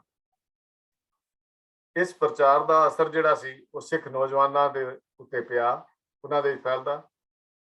ਜਦੋਂ ਇਹ ਫਲ ਲਿਆਉਣ ਲੱਗਾ ਤਾਂ ਕੁਝ ਹੋਸ਼ ਆਈ ਤੇ ਕੁਝ ਮਿੱਤਰਾਂ ਨੇ ਰਲ ਕੇ ਪੰਡਿਤ ਜੀ ਦੇ ਨਾਸਤਿਕ ਮਤੇ ਤੇ ਗੁਰਮਤ ਨਿੰਦਾ ਦੇ ਪ੍ਰਸ਼ਨਾਂ ਦੇ ਉੱਤਰ ਦੇਣੇ ਸ਼ੁਰੂ ਕੀਤੇ ਤਾਂ ਉਹਨਾਂ ਨੂੰ ਬਹਿਸ ਲਈ ਵੀ ਵੰਗਾਰ ਕੀਤੀ ਤਾਂ ਪੰਡਿਤ ਹੋਰੀ ਜਿਹੜੇ ਸੀ ਉਹ ਤਾਂ ਫਿਰ ਉੱਥੋਂ ਫਰਾਰ ਹੋ ਗਏ। ਇੱਕ ਛੋਟੇ ਜਿਹੇ ਉਦਮ ਨਾਲ ਹੀ ਉਹ ਸੰਗਤਾਂ ਦੀ ਥੋੜੀ ਜਿਹੀ ਜਾਗਰਤੀ ਆ ਗਈ। ਤਾਂ ਅੱਗੇ ਚੱਲ ਕੇ ਇਸ ਅੱਗੇ ਨੂੰ ਅਸੀਂ ਜਦੋਂ ਤੁਰਦੇ ਹਾਂ, ਬਾਬਾ ਖੇਮ ਸਿੰਘ ਬੇਦੀ, ਇਹ ਕੁਝ ਨਾਮ ਆਉਂਦੇ ਨੇ, ਕਮਰ ਬਿਕਰਮ ਸਿੰਘ ਕਪੂਰਥਲਾ, ਸਰ ਠਾਕੁਰ ਸਿੰਘ ਜੀ ਸੰਧਾਵਾਲੀਆ, ਇਹ ਕੁਛ ਏਦਾਂ ਨਾਂ ਆਉਂਦੇ ਨੇ ਜਿਨ੍ਹਾਂ ਨੇ ਇੱਕ ਸਿੱਖਾਂ ਦੇ ਅੰਮ੍ਰਿਤਸਰ ਦੇ ਵਿੱਚ ਗੁਰੂ ਕੇ ਬਾਗ ਦੇ ਵਿੱਚ 30 ਜੁਲਾਈ 1873 ਨੂੰ ਇੱਕ ਇਕੱਠ ਜਿਹੜਾ ਸੀ ਉਹ ਸਿੱਖਾਂ ਦਾ ਕੀਤਾ। ਗੁਰੂ ਕਾ ਬਾਗ ਜਿਹਦਾ ਆਪਾਂ ਇਤਿਹਾਸ ਅੱਗੇ ਪੜ੍ਹ ਚੁੱਕੇ ਹਾਂ। ਗੁਰਦੁਆਰਿਆਂ ਦੇ ਪੁਜਾਰੀ ਸਿੰਘਾਂ, ਗਿਆਨੀਆਂ, ਗ੍ਰੰਥੀਆਂ, ਉਦਾਸੀਆਂ, ਨਿਰਮਲਿਆਂ ਤੇ ਹੋਰ ਸਿੱਖ ਸਮਾਜ ਦੀਆਂ ਸ਼੍ਰੇਣੀਆਂ ਦੇ ਸਭ ਆਦਮੀ 'ਚ ਸ਼ਾਮਲ ਹੋਏ। ਇਸ ਦਿਨ ਸ੍ਰੀ ਗੁਰੂ ਸਿੰਘ ਸਭਾ ਲਹਿਰ ਦਾ ਅਸਲੀ ਆਰੰਭ ਹੋਇਆ ਹੈ। 30 ਜੁਲਾਈ 1873 ਨੂੰ ਉਸ ਦਿਨ ਆਰੰਭ ਜਿਹੜਾ ਹੈ ਉਹ ਹੁੰਦਾ ਹੈ। ਠਾਕੁਰ ਸਿੰਘ ਸੰਧੇਵਾਲੀਆ ਸ੍ਰੀ ਗੁਰੂ ਸਿੰਘ ਸਭਾ ਅੰਮ੍ਰਿਤਸਰ ਦੇ ਠਾਕੁਰ ਸਿੰਘ ਸੰਧੇਵਾਲੀਆ ਸਭਾ ਦੇ ਪ੍ਰਧਾਨ ਬਣੇ। ਅੰਮ੍ਰਿਤਸਰ ਦੇ ਮਸ਼ਹੂਰ ਗਿਆਨੀ ਖਾਨਦਾਨ ਦੇ ਗਿਆਨੀ ਗਿਆਨ ਸਿੰਘ ਜੀ ਸਕੱਤਰ ਬਣਾਏ ਗਏ। ਉਹੀ ਗਿਆਨੀਆਂ ਵਾਲਾ ਬੁੰਗਾ ਜਿਹਦੀ ਗੱਲ ਅਸੀਂ ਕੱਲ ਬੁੰਗਿਆਂ ਦੇ ਵਿੱਚ ਕਰਦੇ ਸਾਂ, ਪਰ ਬੁੰਗੇ ਸੀ ਉਸ ਗਿਆਨੀ ਖਾਨਦਾਨ ਨੂੰ ਕਹਿੰਦੇ ਨੇ। ਉਸ ਗਿਆਨੀ ਖਾਨਦਾਨ ਦੇ ਵਿੱਚੋਂ ਜਿਹੜੇ ਸਨ ਉਹ ਜਿਸਾ ਗਿਆਨ ਸਿੰਘ ਜੀ ਜਿਹੜੇ ਸੀ ਉਹ ਸਕੱਤਰ ਬਣਾਏ ਗਏ। ਸਰਦਾਰ ਅਮਰ ਸਿੰਘ ਜੀ ਮੀਤ ਸੇਵਕ ਅਤੇ ਖਜ਼ਾਨਚੀ ਭਾਈ ਧਰਮ ਸਿੰਘ ਜੀ ਮਜੀਠੇ ਬੁੰਗੇ ਵਾਲੇ ਬਣਾਏ ਗਏ। ਮਜੀਠਿਆਂ ਦਾ ਬੁੰਗਾ ਉਹਨਾਂ ਨੂੰ ਬਣਾਇਆ ਗਿਆ। ਇਸ ਸਭਾ ਦਾ ਜਿਹੜਾ ਮੁੱਖ ਮਕਸਦ ਸੀ ਉਹ ਸਿੱਖ ਧਰਮ ਤੇ ਸਮਾਜ ਅੰਦਰ ਆ ਰਹੀਆਂ ਕੁਰੀਤੀਆਂ ਨੂੰ ਦੂਰ ਕਰਕੇ ਸਿੱਖ ਧਰਮ ਦੀ ਅਸਲੀ ਮਰਿਆਦਾ ਨੂੰ ਮੁੜ ਕੇ ਕਾਇਮ ਕਰਨਾ ਸੀ। ਇਹ ਸਿੰਘ ਸਭਾ ਲਹਿਰ ਦਾ ਜਿਹੜਾ ਪਹਿਲਾ ਮਕਸਦ ਸੀ। ਤਾਂ ਮੈਂਬਰਾਂ ਦੇ ਦਾਖਲੇ ਲਈ ਕੁਝ ਨਿਯਮ ਬਣਾਏ ਗਏ। ਤਖਤ ਸਾਹਿਬਾਨ ਤੇ ਹੋਰ ਇਤਿਹਾਸਕ ਗੁਰਦੁਆਰਿਆਂ ਵੱਲੋਂ ਇਸ ਸਭਾ ਦੇ ਲਈ ਹਮਦਰਦੀ ਦੇ ਹੁਕਮਨਾਮੇ ਜਾਰੀ ਕੀਤੇ ਗਏ। ਇਸ ਤਰ੍ਹਾਂ ਸਭਾ ਚੱਲ ਪਈ ਤੇ ਇਹਦਾ ਪ੍ਰਚਾਰ ਜਿਹੜਾ ਸੀ ਹੌਲੀ ਹੌਲੀ ਕਰਕੇ ਸ਼ੁਰੂ ਹੋਇਆ। ਇਹਦੇ ਮੋਢੀਆਂ ਵਿੱਚੋਂ 3 ਪ੍ਰਸਿੱਧ ਆਗੂ ਵਿਕਰਮ ਸਿੰਘ ਜੀ ਕਪੂਰਥਲਾ, ਬਾਬਾ ਖੇਮ ਸਿੰਘ ਬੇਦੀ ਤੇ ਸਰਦਾਰ ਠਾਕੁਰ ਸਿੰਘ ਸੰਧੇਵਾਲੀਆ ਦੇ ਵਿਚਾਰਾਂ ਦੇ ਪੱਖ ਤੇ ਇਹ ਭਾਵੇਂ ਵਿਚਾਰ ਸਾਰਿਆਂ ਦੇ ਇੱਕ ਨਹੀਂ ਸਨ। ਕੰਵਰ ਸਾਹਿਬ ਜਿਹੜੇ ਸਨ ਵਿਕਰਮ ਸਿੰਘ ਜੀ ਕਪੂਰਥਲਾ ਇਹ ਨਰੋਲ ਸੁਧਾਰਵਾਦੀ ਸਨ। ਬੇਦੀ ਜਿਹੜੇ ਸਨ ਸੁਧਾਰਵਾਦੀ ਹੋਣ ਦੇ ਨਾਲ ਨਾਲ ਦੇਹਧਾਰੀ ਗੁਰੂਵਾਦ ਦਾ ਵੀ ਥਾਪ ਕੇ ਆਪਣੀ ਪੂਜਾ ਕਰਵਾਉਣ ਦੇ ਵਿਲਾਖੀ ਵੀ ਸਨ, ਜਿਹੜਾ ਖੇਮ ਸਿੰਘ ਬੇਦੀ ਸੀ। ਠਾਕੁਰ ਸਿੰਘ ਦਾ ਸੁਭਾਅ ਇਹਨਾਂ ਦੋਵਾਂ ਨਾਲੋਂ ਇੱਕ ਵੱਖਰਾ ਜਿਹਾ ਸੀ। ਉਹ ਕਈ ਵਾਰ ਆਪੋ ਪੁਰਾਣਾ ਸਿੱਖੀ ਜੋਸ਼ ਜਾਗਣ ਦੇ ਉੱਤੇ ਇੰਨੇ ਗਰਮ ਹੋ ਜਾਂਦੇ, ਇੰਨੇ ਗਰਮ ਖਿਆਲ ਹੁੰਦੇ ਕਿ ਅੰਗਰੇਜ਼ੀ ਹਕੂਮਤ ਦੇ ਤਖਤੇ ਪਲਟਾਉਣ ਤੱਕ ਦੇ ਸੁਪਨੇ ਵੀ ਲੈਣ ਲੱਗ ਪੈਂਦੇ। ਬੇਸ਼ੱਕ ਕੁਝ ਹੋਰ ਸਿੱਖ ਵੀ ਇਹਨਾਂ ਦੇ ਹਮ ਖਿਆਲੀਏ ਸਨ, ਪਰ ਸਿੱਖਾਂ ਦੀ ਬਹੁਤ ਸੰਮਤੀ ਉਹਨਾਂ ਦੇ ਇਸ ਖਿਆਲ ਤੋਂ ਉਲਟ ਸੀ। ਉਸ ਵੇਲੇ ਵੀ ਦੀ ਨੀਤੀ ਤੇ ਸਿੱਖ ਅਨੁਸਾਰ ਸਿੱਖਾਂ ਲਈ ਅਜਿਹੀਆਂ ਗੱਲਾਂ ਵਿੱਚ ਪੈਣਾ ਉਹ ਹਾਨੀਕਾਰਕ ਸਮਝਦੇ ਸਨ ਤੇ ਸਿੱਖ ਆਗੂਆਂ ਦੇ ਮਤਭੇਦ ਕਾਰਨ 2 ਸਾਲ ਪਿੱਛੋਂ ਗੁਰਮਤ ਦੇ ਪ੍ਰਚਾਰ ਦਾ ਕੰਮ ਜੋ ਕਿ ਬੜੇ ਉਤਸ਼ਾਹ ਨਾਲ ਸ਼ੁਰੂ ਹੋਇਆ ਸੀ ਤੇ ਡਿੱਕੇ ਡੋਲੇ ਖਾਣ ਲੱਗ ਪਿਆ ਤੇ ਸਿੰਘ ਸਭਾ ਅੰਮ੍ਰਿਤਸਰ ਜਿਹੜੀ ਬਣੀ ਸੀ ਇਹ ਕੁਝ ਚਿਰਾਂ ਵਿੱਚ ਹੀ ਮੱਧਮ ਪੈ ਗਈ। ਇਸ ਤੋਂ ਬਾਅਦ ਫਿਰ ਪ੍ਰੋਫੈਸਰ ਗੁਰਮਤ ਸਿੰਘ ਜੀ ਦਾ ਜ਼ਿਕਰ ਆਉਂਦਾ ਹੈ ਜਦੋਂ ਸਿੰਘ ਸਭਾ ਲਹਿਰ ਜਿਹੜੀ ਹੈ ਸ਼ੁਰੂ ਹੁੰਦੀ ਹੈ। ਇਹਦੀਆਂ ਵਿਚਾਰਾਂ ਅਸੀਂ ਕੱਲ ਅਗਲੇ ਵੀਰਵਾਰ ਦੇ ਸੈਸ਼ਨ ਵਿੱਚ ਕਰਾਂਗੇ। ਫਿਰ ਇਹ ਲਹਿਰ ਕਿਵੇਂ ਫੈਲਦੀ ਹੈ, ਕਿਸ ਤਰ੍ਹਾਂ ਚੱਲਦੀ ਹੈ, ਉਹਦੇ 'ਚ ਕਿਹੜੇ ਟੀਚੇ ਰੱਖੇ ਗਏ। ਇਹ ਸਿਰਫ ਮੈਂ ਅੱਜ ਪਿਛੋਕੜ ਆਪ ਜੀ ਦੇ ਨਾਲ ਸਾਂਝਾ ਕੀਤਾ ਹੈ। ਇਸ ਲਹਿਰ ਦਾ ਪਿਛੋਕੜ ਕੀ ਸੀ, ਇਹ ਲਹਿਰ ਕਿਉਂ ਚੱਲੀ ਤੇ ਕਿਉਂ ਇਸ ਲਹਿਰ ਨੇ ਜਨਮ ਲਿਆ, ਇਸ ਲਹਿਰ ਦਾ ਪਿਛੋਕੜ ਮੈਂ ਸਾਂਝਾ ਕੀਤਾ ਹੈ। ਵਿਚਾਰ ਕਰਦਿਆਂ ਹੋਈਆਂ ਭੁੱਲਾਂ ਦੀ ਆਪ ਪਾਸੋਂ ਖਿਮਾ ਮੰਗ ਰਿਹਾ ਹਾਂ। ਫਤਿਹ ਦੀ ਸਾਂਝ ਕਰੋ ਜੀ। ਵਾਹਿਗੁਰੂ ਜੀ ਕਾ ਖਾਲਸਾ, ਵਾਹਿਗੁਰੂ ਜੀ ਕੀ ਫਤਿਹ।